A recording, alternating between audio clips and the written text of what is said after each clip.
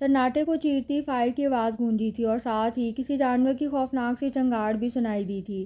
وہ جو پہلے ہی آواز بھاگتا سی ڈری سہمی نظروں سے ارد گرد کا جائزہ لے رہی تھی، اس اچانک افتتاح پر بے ساختہ بکھلا کر ایک طویل و عریض چیخ اس کے منہ سے برآمد ہوئی۔ پھر اس چیخ کا گلا بڑی بے دردی سے اس کے منہ پر ہاتھ رکھ کر گھونٹ دیا گیا اور ساتھ ہی انگریزی میں نہایت شفاف لہجے میں کہا گیا، خبردار کوئی حرکت کی یا آواز نکالی تو جان سے مار دوں گا۔ اور وہ بیچاری تو پہلے ہی اتنی سہمی ہوئی تھی، باقی کسر اس کے شفاف لہجے نے نکال دی۔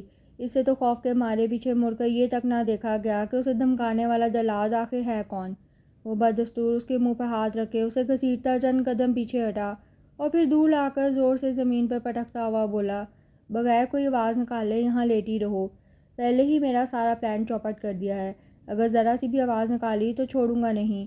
آئلہ بیچاری تو اتنی پتھریلی اور کھردری زمین پر پٹکے جانے پر اپنی بازو سے نکلتا خون ہی دیکھتی رہ گئی اور وہ دوبارہ آگے بڑھ گیا۔ اس کی آنکھوں سے بے اختیار آنسو نکلے۔ یا اللہ، یہ کس جرم کی سزا ہے؟ اتنے ویران اور خوفناک جنگل میں اتنے ہی خوفناک آدمی سے پالا پڑا ہے۔ یا اللہ مدد فرما۔ وہ خاموشی سے آنسو بہاتی اپنی چوٹے سے لا رہی تھی جب وہ واپس آتا دکھائی دیا۔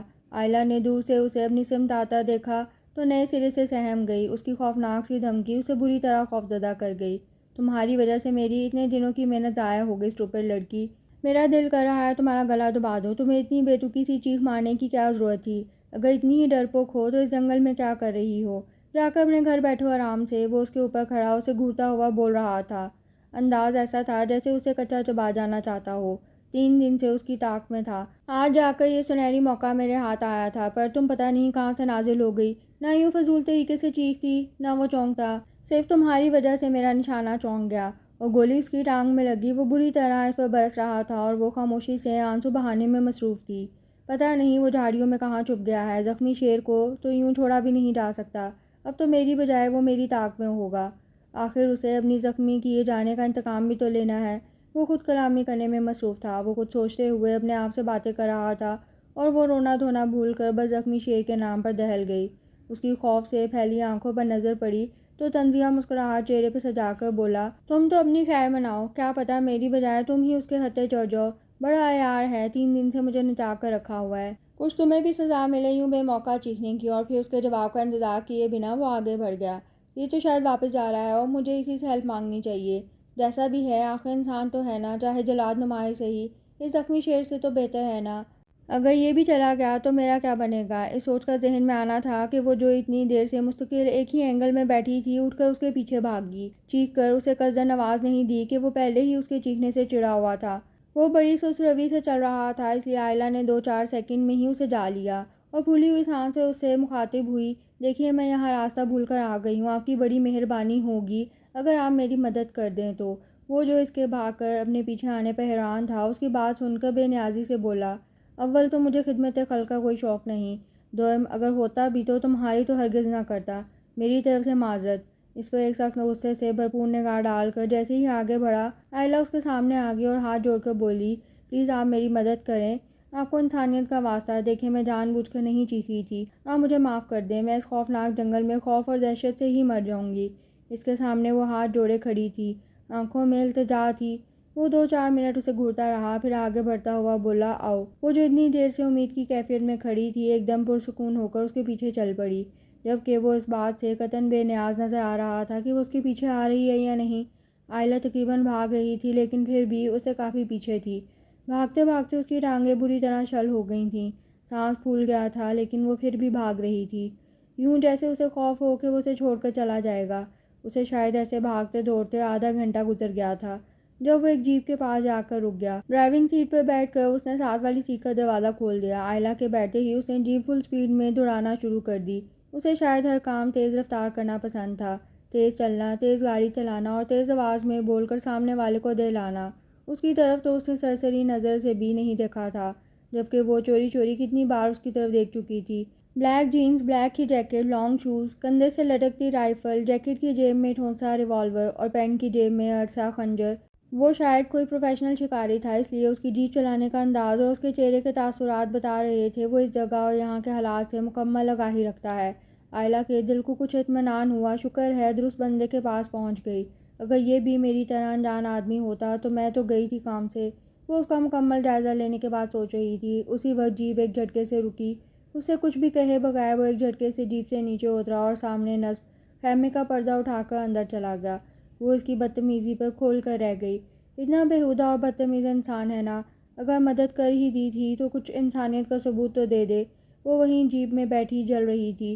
جب یوں ہی بیٹھے بیٹھے 10-15 منٹ گزر گئے اور وہ دوبارہ باہر نہ نکلا تو مجبوراً وہ خود جیپ سے نیچے اتری اور بن بلائے مہمان کی طرح خیمے میں داخل ہو گئی۔ اسے اپنی اس بے شرمی پر سخت تاؤ آ رہا تھا، لیکن حالات کا تقاضا تھا کہ گدھے کو باپ بنا لیا جائے، اس لیے اس نے چہرے کے تاثرات بھی دوستانہ رکھے۔ اس کا خیمہ کیا تھا، پورا لگژری بیڈ روم تھا۔ کم از کم اس نے زندگی میں جتنے خیمے دیکھے تھے ان سب سے مختلف تھا۔ پورا خیمہ تو وال ٹو وال کارپیٹڈ تھا، میرون کلر کا دویز اور عقم در قالین جس پر سبز اور سنہری پرنٹ تھا، سنگل فولڈنگ بیڈ جس پر ہلکے نیلے رنگ کی چادر بچھی تھی اور سائڈ پر فولڈنگ چیئر رکھی تھی۔ ذرا آگے ایک میز تھی جس پر ٹائم پیس، ٹیپ ریکارڈر، 2-4 کتابیں اور سگریٹ کی ڈبیاں رکھی تھی۔ بیڈ کے سامنے یعنی خیمے کی دوسری دیوار کے ساتھ 2 فلور کشن رکھے تھے۔ ایک ادھر ڈسٹ بن بھی تھا اور ساتھ ہی ایک میز پر چولہا رکھا تھا۔ اسی میز پر 2-4 برتن اور کچھ کھانے پینے کا سامان بھی نظر آ رہا تھا۔ یا الہی، یہ کوئی نواب صاحب ہے یا شکاری؟ اتنے شاہانہ انداز میں تو کسی کو شکار کرتے نہیں دیکھا۔ یہ صاحب تو لگتا ہے یا مستقل قیام فرماتے ہیں۔ وہ اس کی آمد کا نوٹس لیے بنا اپنے لیے چائے بنانے میں مصروف تھا۔ جب چائے بن گئی تو آرام سے فلور کشن پر ٹانگیں پسار کر بیٹھ گیا اور سپ لینے لگا۔ اپنی اتنی انسلٹ پر اسے سخت غصہ آ رہا تھا، لیکن کوئی اور جائے پناہ نہیں تھی، اس لیے مجبوراً خود کو گھسیٹتی وہیں قالین پر سمٹ سماٹ کر بیٹھ گئی۔ وہ بڑی مشکل سے خود کو سمجھا رہی تھی اور اپنی انا اور اونچی ناک کو تھپک تھپک کر سلا رہی تھی۔ ذرا سوچو، اگر یہ نہ ملتا تو کیا ہوتا؟ وہ زخمی شیر تو کب کا مجھے چیر پھاڑ چکا ہوتا۔ ان حالات میں اس کا ملنا بھی غنیمت ہے۔ وہ مسلسل خود کو سمجھا رہی تھی اور وہ بڑی خاموشی کے ساتھ اسے خود سے جنگ کرتے دیکھ رہا تھا۔ جب چائے پی چکا تو وہی فلور کشن پر سر رکھ کر لیٹ گیا۔ آئلہ نے 2-4 بار سر اٹھا کر اس کی طرف دیکھا، لیکن اس کی بند آنکھوں سے پتہ نہیں چل رہا تھا کہ وہ سو رہا ہے یا جاگ رہا ہے۔ کافی دیر گزر گئی۔ وہ جب اس کے ساتھ آئی تھی تو 4:30 بج رہے تھے اور اب 6 ہو رہے تھے۔ صبح سے وہ جتنا مشکل حالات کا سامنا کر رہی تھی اب تھک کر نڈھال ہو چکی تھی اور کچھ غنودگی بھی طاری ہو رہی تھی۔ وہ نیند کو بھگانے کی پوری کوشش کر رہی تھی، لیکن اس خیمے کا آرام دہ ماحول اسے کامیاب نہیں ہونے دے رہا تھا۔ اس کا دل چاہ رہا تھا کہ وہ ایک کپ چائے بنا کر پی لے، لیکن ایسا کرنا اس کے لیے جو شیر لانے کے مترادف تھا، اس لیے خود پر ضبط کیے بیٹھی رہی اور پھر نہ جانے کب بیٹھی بیٹھی سو گئی۔ گھٹنوں میں منہ دیے وہ گہری نیند سو رہی تھی جب اچانک کسی چیز کے گرنے سے اس کی آنکھ کھل گئی۔ ایک دم ہڑبڑا کر سر اوپر اٹھایا اور نیند سے بوجھل آنکھیں کھول کر دیکھا تو وہ چولہے کے پاس کھڑا نظر آیا۔ شاید اس کے ہاتھ سے کوئی برتن گرا تھا۔ آئلہ نے گھڑی کی طرف دیکھا تو وہ 9 بجا رہی تھی۔ وہ جب سے آئی تھی اسی زاویے پر بیٹھی تھی، ٹانگیں بری طرح اکڑ گئی تھیں، ہاتھ پاؤں ٹھنڈے برف ہو رہے تھے۔ اچانک اسے محسوس ہوا کہ اسے شدید قسم کا چکر آ رہا ہے۔ وہ اپنی جگہ ٹانگیں سیدھی کرنا چاہ رہی تھی، شاید کمزوری کے باعث ایسا بھی نہ کر پائی۔ اسے خیال آیا کہ اس نے صبح سے ایک قطرہ پانی کا نہیں پیا اور اگر تھوڑی دیر اور کچھ نہ کھایا پیا تو وہ بے ہوش ہو جائے گی۔ اتنی سخت بھاگ دوڑ اس نے کب کی تھی زندگی میں، وہ بھی خالی پیٹ، لہٰذا اس کا نڈھال ہو جانا فطری تھا۔ وہ اوپنر سے ٹن ڈبہ کھول رہا تھا، پھر شاید اس نے اس میں سے خشک مچھلی کے ٹکڑے نکالے اور فرائی کرنے لگا۔ بھوکے پیٹ کو کھانے کی خوشبو نے پاگل کر دیا۔ وہ ندیدوں کی طرح اس کی طرف دیکھتی رہی۔ وہ تو یوں لگ رہا تھا جیسے وہ یہاں اکیلا ہو، اسے اس کے وجود سے کوئی سروکار نہیں تھا۔ شاید اپنے خیال میں وہ اسے اپنے ساتھ لا کر کافی سے زیادہ احسان کر چکا تھا، لہٰذا مزید کسی مروت اور مہمان نوازی کی ضرورت نہیں تھی، اس لیے اس کی طرف ایک دوستانہ مسکراہٹ تک نہ پھینکی اور اپنے کام میں مصروف رہا۔ مچھلی فرائی ہو گئی تو بریڈ کے ایک سلائس پر مچھلی اور دوسرے پر چیز سلائس رکھ کر 3 سینڈوچز تیار کیے، انہیں بہت پیار سے پلیٹ میں رکھا اور اپنے لیے کپ میں کافی مکس کرنے لگا۔ جب کافی تیار ہو گئی تو دونوں چیزیں لے کر وہیں اس کے پاس فلور کشن پر آ بیٹھا اور بولا، تم کھاؤ گی؟ اور اس کی تو یہ حالت تھی کہ اسے چھین کر کھا جاتی۔ خالی پیٹ ساری انا ونا بھول گئی۔ آج اس نے جانا کہ بھوک اتنی بڑی بلا ہے، شاید اسی لیے لوگ پیٹ کی خاطر کچھ بھی کرنے کو تیار ہو جاتے ہیں۔ وہ مشکل اپنے لڑکھڑاتے اور چرکراتے وجود کو سنبھالتے ہوئے آگے بڑھی اور اس کی آفر کے جواب میں بغیر کسی تکلف کے پلیٹ سے ایک سینڈوچ اٹھایا اور یوں کھانے لگی جیسے اس کے چھن جانے کا خطرہ ہو۔ وہ اپنا کھانا چھوڑ کر بہت غور سے اسے دیکھنے لگا، جو ایتھوپیا کے قید زدگان میں سے کوئی لگ رہی تھی۔ 2-3 نوالوں میں اس نے اپنا سینڈوچ ختم کر لیا، مگر ایک سینڈوچ سے تو اس کا آدھا پیٹ بھی نہیں بھرا تھا۔ اسے پلیٹ اس کے آگے کی تو اس نے فوراً دوسرا سینڈوچ اٹھا کر کھانا شروع کر دیا۔ اس وقت بھوک کے سوا کوئی بات یاد نہ رہی۔ وہ بیچارہ جو اپنے سینڈوچ میں سے ایک نوالا لے چکا تھا وہ بھی اس کے سامنے رکھی پلیٹ میں رکھ دیا اور اپنے بیگ سے بسکٹوں کا ایک پیکٹ نکال لایا۔ جب تک اس نے پیکٹ کھولا وہ بڑے اطمینان سے 3 سینڈوچز کھا چکی تھی۔ اس نے پیکٹ سامنے کیا تو وہ شرمندہ سی ہو گئی، پیٹ میں اناج گیا تو ساری شرم بھی یاد آ گئی۔ اسے اپنے ندیدے پن اور بے اختیاری پر افسوس ہوا۔ بسکٹوں کی طرف ہاتھ بڑھائے بغیر وہ یوں ہی سر جھکائے بیٹھی رہی تو وہ بولا، اگر کافی پینی ہے تو خود اٹھ کر بنا لو، مجھ سے یہ امید مت رکھنا کہ میں تمہاری مہمانداری کروں گا۔ لہجہ اچھا خاصا آکڑ اور روڈ قسم کا تھا، لیکن اس کے لہجے پر ناراض ہونے کی بجائے وہ اس کی بات پہ حیران رہ گئی کہ وہ اس سے اردو میں بات کر رہا تھا۔ آپ پاکستانی ہیں؟ وہ کچھ جوش اور خوشی سے بھرپور لہجے میں بولی تو وہ اپنے مخصوص اکڑ لہجے میں بولا، کیوں تمہیں جاپانی نظر آتا ہوں کیا؟ فضول اور احمقانہ سوال سے مجھے سخت چڑ ہوتی ہے۔ وہ بسکٹ کھاتا ہوا بدتمیزی سے بولا تو وہ کھول کر رہ گئی۔ اس جنگلی کو تو بات کرنے کی بھی تمیز نہیں، اسے تو یہ بھی نہیں معلوم کہ خواتین کا احترام بھی کوئی چیز ہوتی ہے۔ وہ سوچتی رہی اور وہ کافی پیتے ہوئے دوبارہ اس سے لا تعلق ہو چکا تھا۔ اس نے تو اسے یہ بھی نہیں پوچھا کہ وہ کون ہے اور اتنے خوفناک جنگل میں کیا کر رہی ہے۔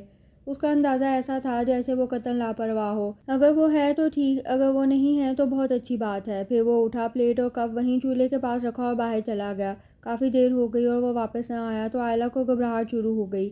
وہ بے اختیار خیمے سے باہر نکل آئی۔ ارد گرد پھیلا اندھیرا خوف کو دو چند کر گیا۔ سوائے دور دراز سے آتی چیخوں کے کچھ سنائی نہیں دے رہا تھا۔ عجیب و غریب آوازیں، جانے کسی جانور کی تھیں یا کسی اور چیز کی۔ وہ خوف سے سن کھڑی رہ گئی۔ چاروں طرف پھیلے تاریکی اور گھنا جنگل جس میں وہ اس وقت اکیلی تھی۔ اس نے خوف زدہ ہو کر رونا شروع کر دیا۔ تبھی اسے اپنے نزدیک قدموں کی چاپ سنائی دی تو اس کے منہ سے بے اختیار چیخ نکل گئی۔ کیا مصیبت ہے؟ تمہیں چیخنے چلانے کے علاوہ کچھ نہیں آتا؟ عجیب قسم کی لڑکی ہو۔ وہ اسے بری طرح ڈانٹتا چلاتا خیمے میں گھس گیا اور وہ آنسو پونچھتی اس کے پیچھے چلی آئی۔ اس کے تمام تر بدتمیزی کے اس کے ہونے سے ایک عجیب تحفظ کا احساس ہو رہا تھا۔ ایک دم سارا خوف زائل ہو گیا۔ اس نے اندر آ کر ایمرجنسی لائٹ آف کر دی اور کمبل تان کے لیٹ گیا۔ وہ کچھ دیر تو کھڑی اسے دیکھتی رہی، پھر وہیں قالین پر دونوں فلور کشن ملا کر ان کے اوپر لیٹ گئی اور دوپٹہ پورا کھول کر خود اپنے اوپر ڈال لیا۔ بھلا اس فیشن کا، اس نے خود سے کہا، ورنہ ٹھنڈی زمین میں ٹھہر ٹھہر کر مر جاتی۔ لیٹے ہوئے ابھی 2-4 منٹ ہی ہوئے ہوں گے۔ وہ آس پاس آتے جانوروں کی آوازیں اسے خوفزدہ کر رہی تھیں۔ ایسے لگ رہا تھا سب جنگل کے جانور مل کر رو رہے ہیں۔ وہ اندھیرا اور ویران جنگل، اس کے ذہن میں عجیب سے وسوسے آنے لگے۔ سنیں، آپ سو گئے ہیں کیا؟ اپنے خوف کو کم کرنے کے لیے بے اختیار پوچھ بیٹھی۔ وہ جو منہ دوسری طرف کیے نیم غنودگی میں تھا جھنجھلا گیا۔ آپ سونے دیں گی تو سوؤں گا، فرمائیں اب کیا تکلیف ہے؟ منہ دوسری طرف کیے وہ جل کر بولا۔ اس کا لہجہ نظر انداز کر کے اپنی پریشانی بتانے لگی۔ ہم یہاں محفوظ تو ہیں نا؟ ایسا نہ ہو ہم سو رہے ہوں، کوئی جانور درندہ اندر گھس آئے، کوئی سانپ بچھو ہی اندر گھس آئے۔ جواب میں اس نے آہستگی سے اپنے منہ کو اس کی طرف موڑا، مسکراہٹ سے بولا، جانور اندر کیوں آئیں گے؟ انہیں اپنی زندگی عزیز نہیں؟ آخر ملکہ عالیہ یہاں خواب و خرگوش کے مزے لے رہی ہیں۔ میڈم، آپ چاروں طرف سے محفوظ ہیں، کسی قسم کا کوئی خطرہ نہیں، آپ آرام فرمائیں۔ اس کے طنزیہ لہجے پر بری طرح تپ گئی جبکہ وہ اپنا منہ دوبارہ دوسری طرف کر کے سو گیا۔ اس نے آنکھیں بند کر کے جتنی بھی صورتیں تھیں یاد پڑھنے لگی، اچھی طرح پڑھ کر خود پر دم کرنے لگی۔ اس وقت اسے دھیان آیا لیلی اور دانش کا۔ سارا دن اپنی الجھن پریشانی میں گزرنے کے باوجود ان کا خیال برابر اسے پریشان کرتا رہا۔ پتہ نہیں ان کا کیا ہوا ہوگا۔ یا اللہ ان کی حفاظت کرنا، وہ جہاں بھی ہوں خیریت سے ہوں۔ کتنے خوش باش ہم گھر سے چلے تھے، کیا پتہ تھا ہماری تفریح یہ کرے گی۔ تو وہ کل رات کے سب مناظر سوچ کے اور خوف زدہ ہو رہی تھی۔ لیلی اس کی چچا زاد بہترین دوست تھی جو ان کی پرزور دعوت پر آئی تھی۔ چچا کی اکلوتی بیٹی کیا، چچا کے بقول ان کا بیٹا تھا۔ وہ تھی بھی مست ملنگ، لاپرواہ۔ اس کے نزدیک ایسی زندگی کوئی زندگی نہیں تھی جس میں ایڈونچر نہ ہو۔ وہ گھوڑے سے لے کر جہاز تک چلا لیتی تھی اور ایک چچی جان کے علاوہ سب اس کی حرکتوں سے خوش تھے۔ ان کو مردانہ انداز، بے تکی حرکتیں، اٹھتے بیٹھتے اسے آئلہ کی مثالیں دیتی تھی۔ لڑکیوں کو لڑکیوں والے کام کرنے چاہیے۔ آئلہ کو دیکھ لو، کوکنگ کتنی اچھی کرتی ہے، بولتی بھی نرم، تمہاری طرح نہیں، اور دیکھو اس کے انداز کتنا دھیما پن اور شائستگی ہے۔ مگر لیلی ہی کیا، جس پہ کوئی بات اثر کر جائے، وہ چچی کی بات ایک کان سے سنتی دوسری سے نکال دیتی۔ دونوں کی شخصیت میں بہت فرق تھا، پھر بھی بہت اچھی دوست تھی۔ ہر سال وہ پاکستان آتے سال کی باتیں ایک ساتھ کرنے بیٹھ جاتی۔ سارے خاندان میں ان کی دوستی کو حیرت سے دیکھا جاتا۔ کہاں لیلی جینز شرٹ پہننے والی منہ پھٹ سی لڑکی، اور کہاں آئلہ شلوار قمیض کے اوپر دوپٹہ پھیلا کر لینے والی سنجیدہ خاموش طبع۔ سب حیران ہوتے۔ بچپن سے آج تک بیسٹ فرینڈ تھیں۔ پچھلے سال جب لیلی کراچی آئی تو کہہ گئی تھی اگلے سال تم کیوں نہیں آؤ گی؟ یہ کیا بات ہوئی، ہمیشہ میں ہی آؤں؟ اب جب یہ پڑھائی سے فارغ ہوئی تو اسے بار بار آنے کا کہتی۔ وہ تو جانے کے لیے بے چین تھی، اصل مسئلہ اجازت کا ملنا تھا۔ ابو تو خیر مان بھی جاتے، مسئلہ بھابھی کا تھا، جن کا خیال تھا کہ اس کے جانے سے گھر سونا ہو جائے گا۔ گھر میں افراد ہی کتنے تھے، اگر تم بھی چلی گئی امی کو گھر کاٹ کھانے کو دوڑے گا۔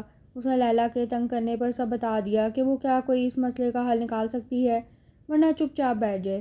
دل اس کا بھی بہت تھا جانے کا، پر کیا کرتی، میرے اکلوتے چچا کا گھر آج تک میں نے نہیں دیکھا، وہ خود سے افسوس کرتی۔ پتہ نہیں لیلا نے کیسے کن الفاظ میں چچا کو منایا۔ ان کا فون آیا، مجھے عائلہ کی بہت یاد آ رہی ہے، اس کو یہاں بھیجا جائے، ٹکٹ وغیرہ سب بھیج دیا، کل تک آپ کو موصول ہو جائے گا۔ چچا کی خواہش کے آگے کوئی انکار نہیں کر سکتا تھا، جو اب تک اپنے نہ جانے کی فاتحہ پڑھ چکی تھی، خوشی سے جھوم اٹھی۔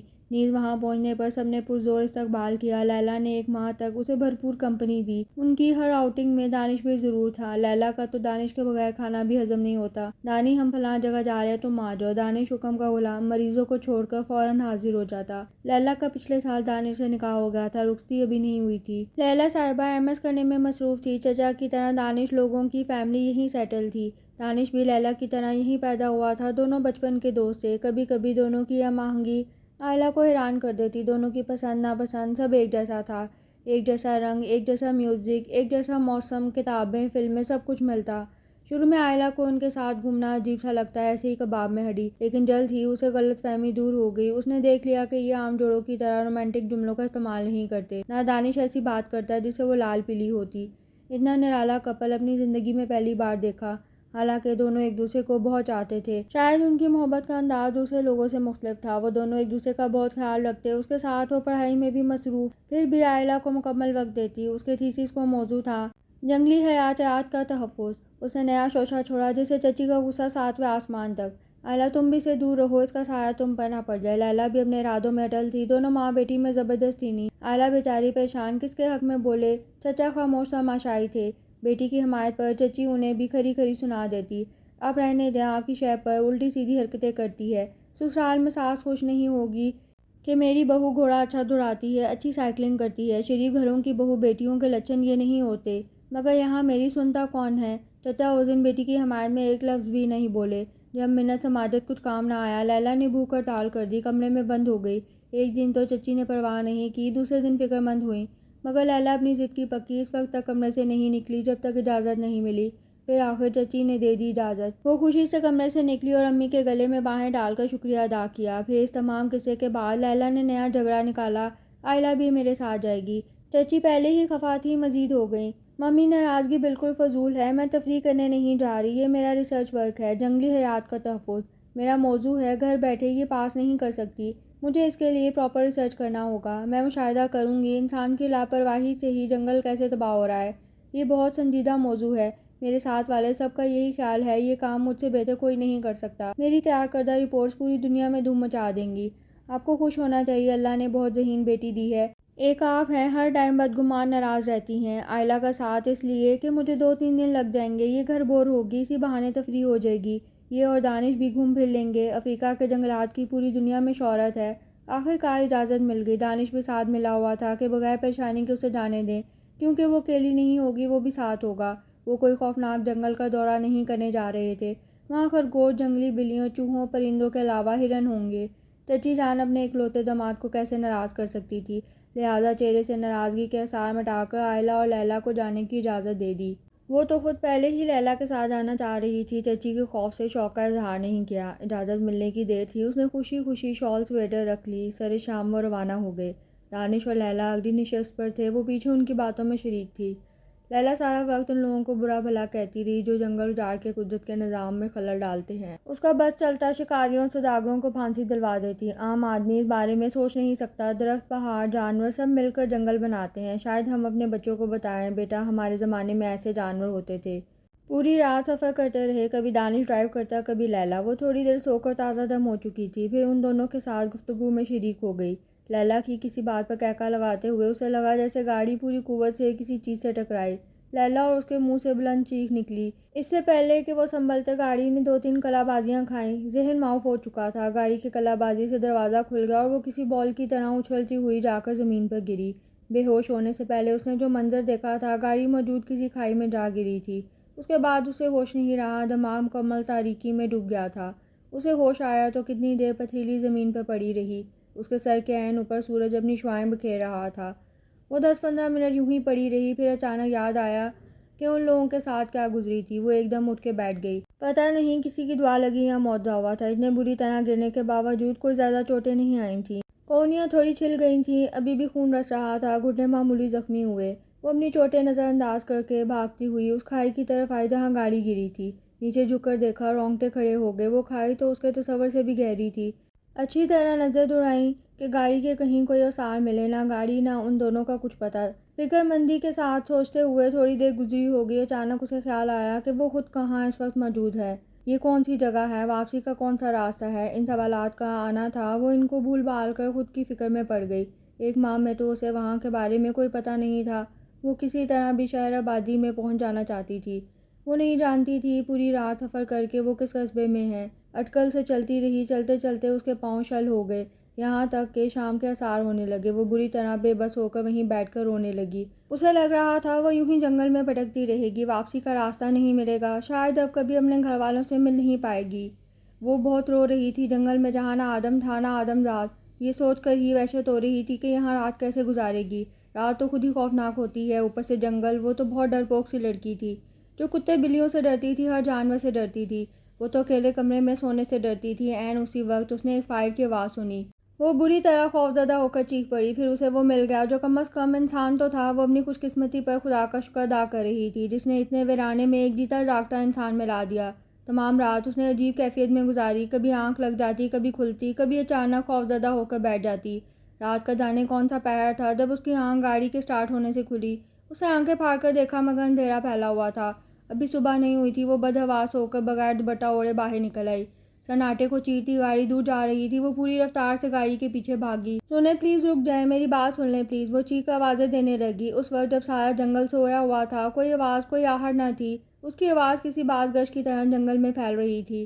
اس نے گاڑی روک لی تھی مگر واپس نہیں آیا تھا۔ وہ خود بھاگی ہوئی گاڑی تک پہنچی۔ آپ اتنی رات کو مجھے اکیلا چھوڑ کر کہاں جا رہے ہیں؟ وہ اسٹیئرنگ پر ہاتھ رکھے بیزار بیٹھا تھا۔ محترمہ، صبح کے 4 بجے ہیں، رات کب کی ختم ہو گئی، اور جہاں تک اکیلے چھوڑ کر جانے کا سوال ہے، میں نہیں سمجھتا کہ میں نے ایسا کوئی وعدہ کیا تھا کہ آپ کو اکیلا چھوڑ کر نہیں جاؤں گا۔ اتنی بزدل کم ہمت تھی تو اس جنگل میں کیا کرنے آئی تھیں؟ وہ کپڑے نکھرے پہنے کل کی نسبت کافی فریش لگ رہا تھا۔ پتہ نہیں 4 بجے نکلنے کے لیے وہ خود کب جاگا۔ آپ میری مدد کریں پلیز، آپ مجھے یہاں کے کسی بھی شہر قصبے میں پہنچا دیں، میں آپ کا یہ احسان زندگی بھر نہیں بھولوں گی۔ وہ اکڑے پن کو کچھ کم کرتے ہوئے بولا، اس وقت تو مجھے جانا ہے، واپس آؤں گا تو تمہارے اس مسئلے پر بات کریں گے۔ وہ جیپ سٹارٹ کرنے لگا۔ وہ اس کے اداس چہرے پر سرسری سی نگاہ ڈال کر اسے مخاطب ہوا، کچھ کھا پی لینا، وہاں اندر کالے کلر کا بیگ رکھا ہے، اس میں کھانے پینے کا سامان ہے، اور اس کے علاوہ میری کسی چیز کو چھیڑنے یا گھسنے کی ضرورت نہیں۔ ہاتھ منہ دھونا ہوا تو ہمارا شاہی حمام، اس نے اشارے سے نظر آتی جھیل دکھائی، اور یہ جا وہ جا ہوا۔ وہ کچھ دیر جیپ دیکھتی رہی، جب نظروں سے اوجھل ہو گئی تو واپس خیمے میں آ گئی۔ کچھ دیر یوں ہی پریشان بیٹھی رہی۔ اس نے کہا تو ہے مدد کرے گا، پریشانی سے کچھ نہیں ہوگا، بہتر ہے ہاتھ منہ دھو کر کھا پی لوں۔ خود کو سمجھاتی ہوئی اٹھ کھڑی ہوئی اور جھیل کی طرف آ گئی۔ صبح کا اجالا ہلکا ہلکا پھیلنا شروع ہو گیا تھا۔ چڑیوں کے چہچہاہٹ، ٹھنڈی پرسکون ہوا اسے کچھ دیر تمام فکروں سے غافل کر گئی۔ اللہ نے دنیا کتنی خوبصورت پیدا کی ہے، درخت، پھل، پھول، بہتا صاف پانی۔ وہ کتنی دیر کھڑی وہاں کا حسن دیکھتی رہی۔ چرند پرند خدا کی حمد و ثنا میں مصروف تھے۔ وہ جھیل کے ٹھنڈے پانی سے منہ ہاتھ دھونے لگی۔ اس کی طبیعت ایک دم بشار سی ہو گئی۔ وضو کر کے خیمے میں آ گئی، نہ قبلے کا پتہ نہ نماز کے ٹائم کا، لیکن وہ اللہ کے حضور نیت کر کے کھڑی ہو گئی۔ نماز پڑھ کے اللہ سے اپنی پریشانی سے نجات کی دعا کی۔ اپنے لیے چائے بنانے کا سوچا اور چولہے کے پاس گئی۔ وہ شاید جلدی میں اپنے لیے چائے بنا کر گیا تھا، اسی لیے چائے کے کپ سب ایسے ہی پڑے تھے۔ برتن دھونے کا تو کوئی انتظام نہیں تھا۔ وہ اس کے بتائے ہوئے کالے بیگ کی طرف بڑھی تاکہ کپ اور پتی وغیرہ نکال سکے۔ بیگ میں خشک میوہ جات کافی تھے، چینی پتی، خشک دودھ، سبھی تھا، مگر کپ اور نہ تھا۔ مجبوراً وہ واپس جھیل تک گئی اور کپ وہاں سے دھو کر لائی۔ چائے کے ساتھ اس نے رات کا کھلا بسکٹ کا پیکٹ اٹھا لیا۔ 4 بسکٹ اور چائے کا کپ پی کر اس نے اللہ کا شکر ادا کیا جس نے ویرانے میں اس کی خوراک کا بندوبست کر دیا۔ ناشتے سے فارغ ہو کر اس نے برتن دھو کر واپس رکھ دیے۔ اس کے بعد بستر کی چادریں جھاڑی، کمبل طے کیے۔ وہ شاید اس کے بے آرام ہونے کے خیال سے سب کچھ ایسے ہی چھوڑ گیا تھا۔ سب کام کر کے دیکھا، گھڑی کی سوئیاں آدھا گھنٹہ آگے ہوئی تھیں۔ وہ منع کر کے گیا تھا مگر اکیلے ایسے کیسے رہتی؟ میز پر پڑی کتاب اٹھا کر پڑھنے لگی۔ شکاریات کے متعلق وہ مشکل سے 10 منٹ پڑھ پائی۔ اس کے بعد ٹیپ ریکارڈر آن کر لیا۔ اس میں بولے جانے والی زبان سے وہ قطعی ناآشنا تھی۔ باہر نکل کر آس پاس تفریح کا لطف نہیں یوں لے سکتی تھی۔ اگر راستہ بھول گئی تو کیا ہوگا؟ ساتھ جنگل ہے، کوئی جانور ٹکرا گیا تو کیا ہوگا؟ جانوروں کا خیال آیا تو دوسری طرف دل دہلا دینے والی سوچ بھی ذہن میں آ گئی، اگر اس وقت کوئی جانور گھس آئے تو میں کیا کروں گی؟ وہ دل کو ہر طرح بہلانے لگی کہ وہ شکاری ہے، اسے یہ محفوظ جگہ لگی تو خیمہ لگایا۔ یہاں یقیناً کوئی خطرہ نہیں ہے۔ کچھ سمجھ نہ آیا تو درود کا ورد کرنے لگی۔ صبح سے دوپہر، دوپہر سے شام وہ وہیں بیٹھی رہی۔ ناشتے کے بعد اس نے پانی تک نہ پیا۔ گھڑی نے 4 بجائے۔ اس نے شکر کیا کہ اب وہ آنے والا ہوگا۔ کل بھی ہم لوگ اسی وقت آئے تھے، مگر 4 تو کیا 6:30 ہو گئے اور واپس نہیں آیا۔ تو اسے عجیب و غریب وہم ستانے لگا۔ وہ اسی شیر کا شکار کرنے گیا ہے۔ اس نے خود سے کہا، اگر وہ خود اس شیر کا شکار بن گیا تو کیا ہوگا؟ میں یہاں بیٹھی اس کا انتظار کرتی رہوں گی۔ اس کا خیال آنا تھا کہ وہ پورے خشوع و خضوع سے اس کی سلامتی کی دعا مانگنے لگی۔ 2 نفل پڑھ کر اس کے لوٹنے کی دعا مانگ رہی تھی کہ جیپ کے رکنے کی آواز آئی۔ شکر ہے خدایا، وہ اپنی دعاؤں کی قبولیت پہ خوش ہوئی۔ وہ اندر آیا تو اس نے دوپٹہ نماز کے سٹائل سے اوڑھا ہوا تھا اور اس پر نظر جمائے کھڑی تھی۔ شکر ہے آپ واپس آ گئے، میں تو پریشان ہو گئی تھی۔ وہ خوشی اور مسرت سے اس سے مخاطب ہوئی۔ وہ اس کو گھورتا ہوا بیڈ پر بیٹھ گیا، سامان کارپیٹ پر پھینک دیا۔ اس کے بعد اپنے شوز بڑے بے رحم انداز میں اتارے اور انہیں بھی دور پھینک دیا۔ وہ جو اپنی بات کا جواب نہ ملنے پر شرمندہ سی ہو گئی، اس کے غصے اور ناراضگی والے انداز سے ڈر گئی۔ شرٹ کے بٹن کھول کر شاید شرٹ بھی پھینکنے کا ارادہ رکھتا تھا، مگر اس کو دیکھ کر رک گیا۔ کیا مصیبت ہے؟ میرے سر پر کیوں کھڑی ہو؟ پتہ نہیں کون سی منحوس گری تھی، تم جیسی بلا نازل ہو گئی۔ وہ اس پہ بے وجہ کی پھنکار پر کھول کر رہ گئی، مگر حالات ایسے نہیں تھے کہ اسے کھری کھری سنا دے۔ اسی لیے چہرے کو دوستانہ ہی رکھا، جیسے وہ کسی اور پر برس رہا ہے۔ اس کی طرف دیکھے بنا وہ سگریٹ لائٹر اٹھا کر واپس بیڈ پر بیٹھ گیا۔ ایک کے بعد دوسری، دوسری کے بعد تیسری سلگاتا رہا۔ وہ اس کو خاموشی سے کھڑی دیکھتی رہی۔ اس وقت تو اتنا جلال میں لگ رہا تھا ان سے بات کیسے کی جائے۔ وہ اپنے آپ سے بولی۔ وہ تھوک نگلتی ہمت کر کے اس کے سامنے آ گئی۔ سنیں، آپ نے کہا تھا میری مدد کریں گے۔ دیکھیں میرے گھر والے پریشان ہو رہے ہوں گے، آپ یہاں جو بھی قریب ترین شہر ہے وہاں تک مجھے پہنچا دیں پلیز۔ ڈرتے ڈرتے اس نے مشکل سے اپنی بات مکمل کی۔ جو اس کے وجود سے بیگانہ غصے سے بولا، میں نے کوئی تمہارا ٹھیکہ نہیں لیا ہوا۔ کیا بات ہے، گھر والے پریشان ہو رہے ہوں گے، اکیلے جنگل کی سیر کرنے بھیج دیا، تب پریشان نہیں ہوئے؟ لا کے مصیبت میرے سر پر ڈال دی۔ دیکھو بی بی، تم یہاں سے چلی جاؤ، میں اس ٹائم بہت غصے میں ہوں، تمہارا سر پھاڑ دوں گا۔ مجھ سے بات ہی نہ کرو تو بہتر ہے۔ میں اکیلی نہیں تھی، ہم لوگوں کا بہت برا ایکسیڈنٹ ہو گیا تھا۔ وہ یہاں اپنی موجودگی کی وضاحت کرنے لگی۔ اس نے بیزاری سے ٹوک دیا، مجھے تمہاری غم زدہ داستان میں کوئی دلچسپی نہیں ہے، مہربانی مجھے معاف ہی رکھو۔ یہاں رہنا ہے تو خاموشی سے رہو، ورنہ جہاں مرضی چلی جاؤ۔ میں جب تک اپنا ٹارگٹ اچیو نہیں کروں گا، میں یہاں سے کہیں نہیں جاؤں گا۔ تمہارے اوپر میرا یہ احسان کافی ہے، تمہیں یہاں رہنے دیا، اس سے زیادہ مجھ سے توقع نہیں رکھنا۔ وہ جو اتنی دیر سے بلا وجہ ڈانٹ سن رہی تھی، اس کے اس طرح بات کرنے سے غصے سے پاگل ہو گئی۔ یہ جنگلی خود کو سمجھتا کیا ہے؟ اتنی باتیں تو پوری زندگی کسی نے نہیں سنائی۔ رکھے اپنا احسان سنبھال کے، مجھے ضرورت نہیں اتنے بدتمیز انسان کا احسان لینے کی جسے ذرا بھی احساس نہیں۔ میں کمزور بے بس پریشان لڑکی ہوں، آپ کی ہم وطن ہم مذہب بھی ہوں، آپ کے لیے درندے انسانی جان سے زیادہ اہمیت رکھتے ہیں۔ جا رہی ہوں میں یہاں سے، بھرائی ہوئی آواز میں بولتی باہر کی طرف قدم بڑھانے لگی۔ وہ اسے دیکھ رہا تھا، آنکھوں میں حیرانی بھی تھی۔ اب میں چاہے سسک سسک کے مر جاؤں، آپ سے مدد نہیں مانگوں گی، اتنی انا مجھ میں بھی ہے، مگر جاتے جاتے بتا دوں، آپ ایک بدتمیز، جنگلی اور بد اخلاق انسان ہیں جو کسی کو تکلیف پہنچانے کے سوا کچھ نہیں کرتے۔ میں مر گئی تو میرا خون آپ کے سر ہوگا۔ آنسو صاف کرتے ہوئے باہر نکل گئی۔ اسے اپنا رونا اچھا نہیں لگ رہا تھا۔ اب وہاں سے آ گئی تھی تو رونا کیوں، غصے سے نکل تو آئی تھی۔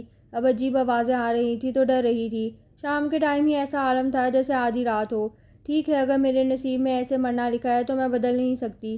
اپنی بے بسی پر آنسو بہاتی ایک پتھر پر بیٹھ گئی۔ چاروں طرف اونچے اونچے درخت تھے، ویرانی تھی، ایسا لگ رہا تھا ابھی کہیں سے بھوت نکل آئے گا۔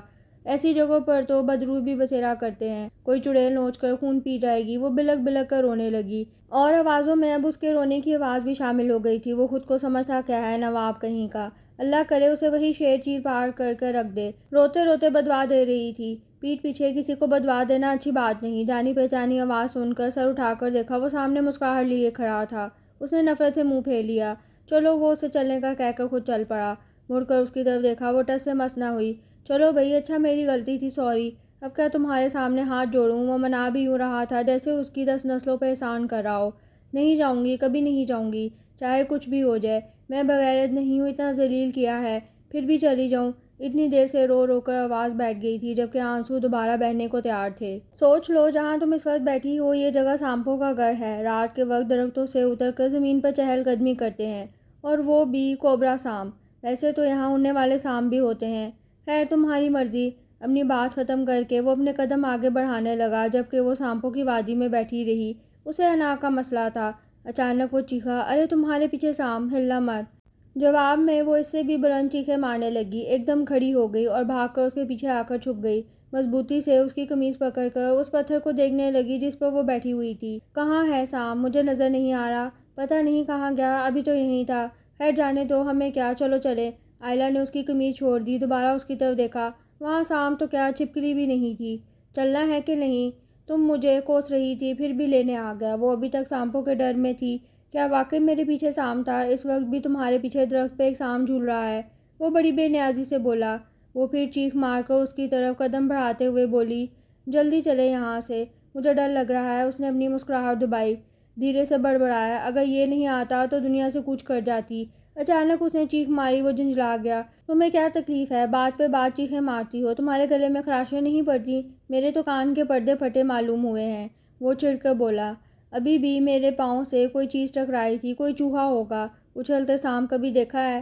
وہ اس کے چہرے کی سفیدی سے متاثر ہو کر دلاسا دے رہا تھا۔ کیا پتا تھا محترمہ سانپ کے نام سے اتنا خوفزدہ ہو جاتی ہوں؟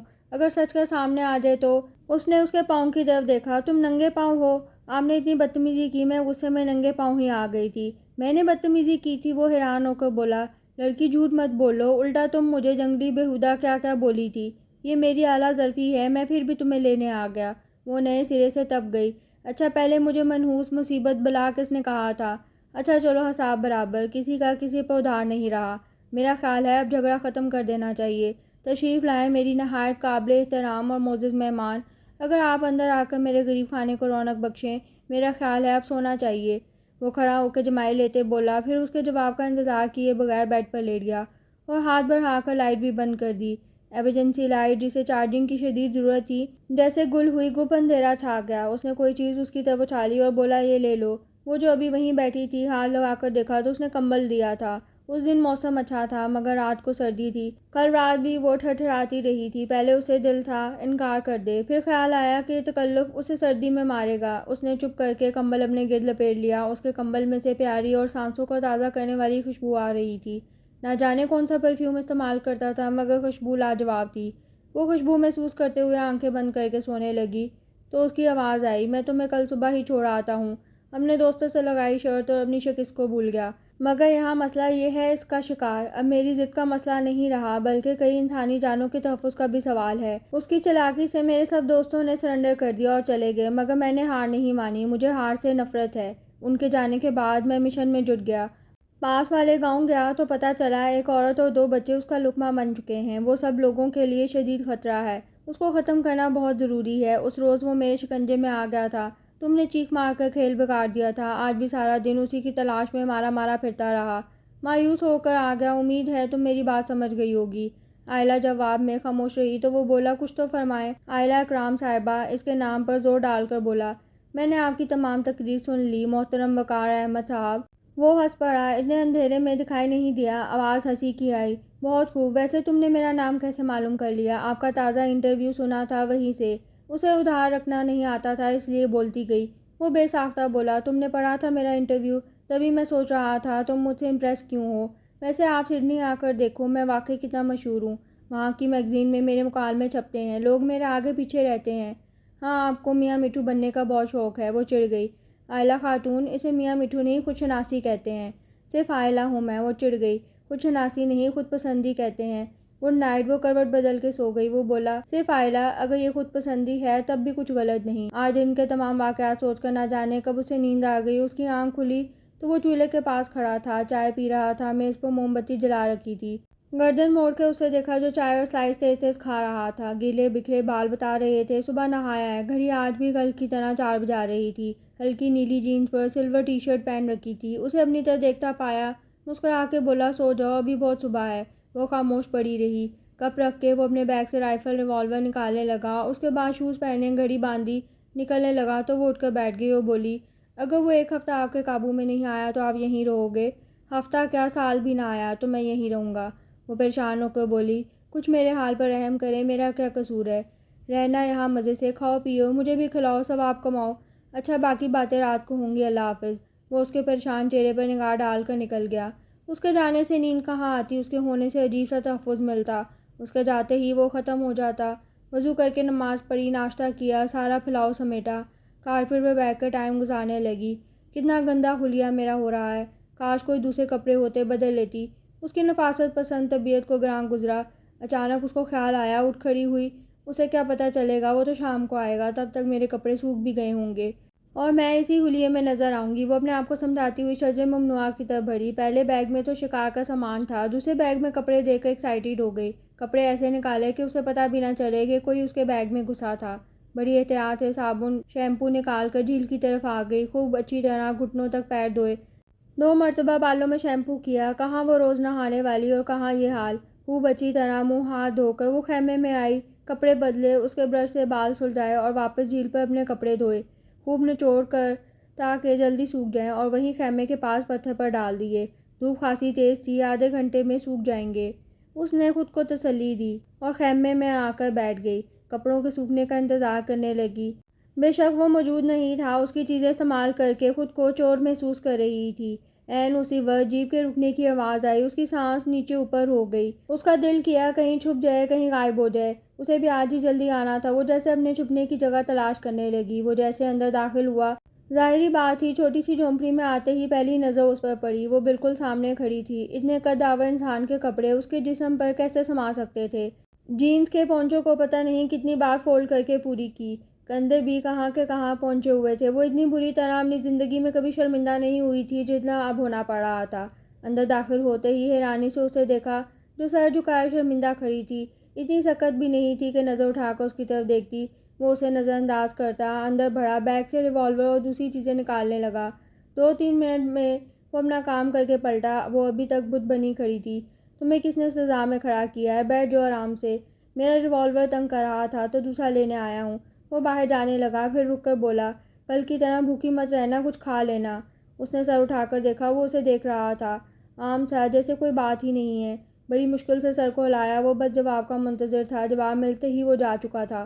وہ خود کو کوسنے لگی، کیا سوچا ہوگا اس نے میرے بارے میں؟ اسے رہ رہ کر افسوس ہو رہا تھا۔ اس سے تو اچھا تھا میں پوچھ کر اس کے کپڑے لے لیتی۔ شرمندگی سے تو وہ بات بہتر تھی، مگر عقل کس کو ہے؟ اس کے کہنے کے باوجود وہ غصے سے بھوکی رہی۔ اس کے کپڑے جیسے سوکھے اپنے پہن کر اس کو اتارے، جیسے بڑا گناہ کر دیا ہو۔ اپنے ریڈ اور بلیک سوٹ پہن کر اس کی جان میں جان آئی۔ اگرچہ عائلہ نے اس کے کپڑے تھوڑی دیر ہی پہنے، اخلاق کا تقاضا تھا دھو کے رکھے جائے، اس لیے دھو کر سکھائے، پھر اسی طرح طے کر کے بیگ میں رکھ دیا۔ سارا دن یہی کام، کبھی ایک جوڑا دھل رہا، کبھی دوسرا، پھر سکون کا سانس لیا، پھر بالوں کو سلیقے سے باندھا اور کارپیٹ پر بیٹھ گئی۔ 6 بجے اس کی واپسی ہوئی تو وہ ابھی وہیں بیٹھی ہوئی تھی۔ اندر آتے ہی اسے بڑی بھرپور نظر سے اس کا جائزہ لیا۔ عائلہ نے اسے دیکھا تو وہ گہری نظروں سے اسے دیکھ رہا تھا، نگاہوں کا زاویہ بدلتے ہوئے بولا، کیا حال چال ہے صرف عائلہ آپ کے؟ آج کا دن کیسا گزرا؟ وہ اس کی مخصوص بات سے چڑھ کر کچھ بھی نہیں بولی۔ وہ بیڈ پر بیٹھ کر شوز اتارنے لگا اور خود پر افسوس کرنے لگا، میں بھی کتنا پاگل ہوں۔ اس نے واپس شوز پہننے شروع کر دیے اور وہ حیران ہو کر دیکھ رہی تھی۔ باہر زبردست قسم کے تتروں کا شکار کر کے لایا ہوں، بھون کر کھائیں گے۔ سوچا تم کوکنگ میں ایکسپرٹ ہو، پوچھ لوں کیا ضرورت پڑے گی؟ پاس ہی دیہات ہے، کھانے پینے کا سامان مل جاتا ہے۔ اپنی بات ختم کر کے اسے سوالیہ نظروں سے دیکھ رہا تھا۔ عائلہ نے 2-3 چیزیں بتائی، آتا ہوں کہہ کر چلا گیا۔ وہ واپس آیا، چیزیں اسے پکڑا کر واپس پھر باہر چلا گیا۔ وہ اس کے پیچھے آئی تو بیٹھا بڑے اچھے طریقے سے تتر صاف کر رہا تھا۔ اسے دیکھ کر بولا، اندر سے کوئی برتن لے آؤ، انہیں دھو لیا جائے۔ اس نے حکم کی تکمیل کی۔ میرا خیال ہے آپ اچھے دھوئیں گی۔ اس نے برتن پکڑایا تو وہ خاموشی سے جھیل کی طرف جانے لگی۔ اسے ہمت نہیں ہو رہی تھی بول سکے کہ مجھے اکیلے جاتے اس ٹائم ڈر لگتا ہے۔ اسے عجیب خوف آ رہا تھا۔ پیچھے دیکھا تو وہ خیمے میں جا چکا تھا۔ اس کا ڈر اور بھی بڑھ گیا۔ او کہاں دیکھ رہی ہو؟ میں یہاں ہوں۔ ہم نے بالکل قریب سرگوشی سنائی دی تو وہ چیخ پڑی، آئندہ اگر تم میرے سامنے چیخی نا تو میں تمہارا گلا دبا دینا ہے۔ آپ کہاں سے آ گئے؟ میں نے آپ کو آتا نہیں دیکھا۔ وہ اب تک حیران تھی۔ انہی پتھروں پہ چل کے آیا ہوں، آپ کے گھر کے راستے میں کوئی کہکشاں نہیں ہے؟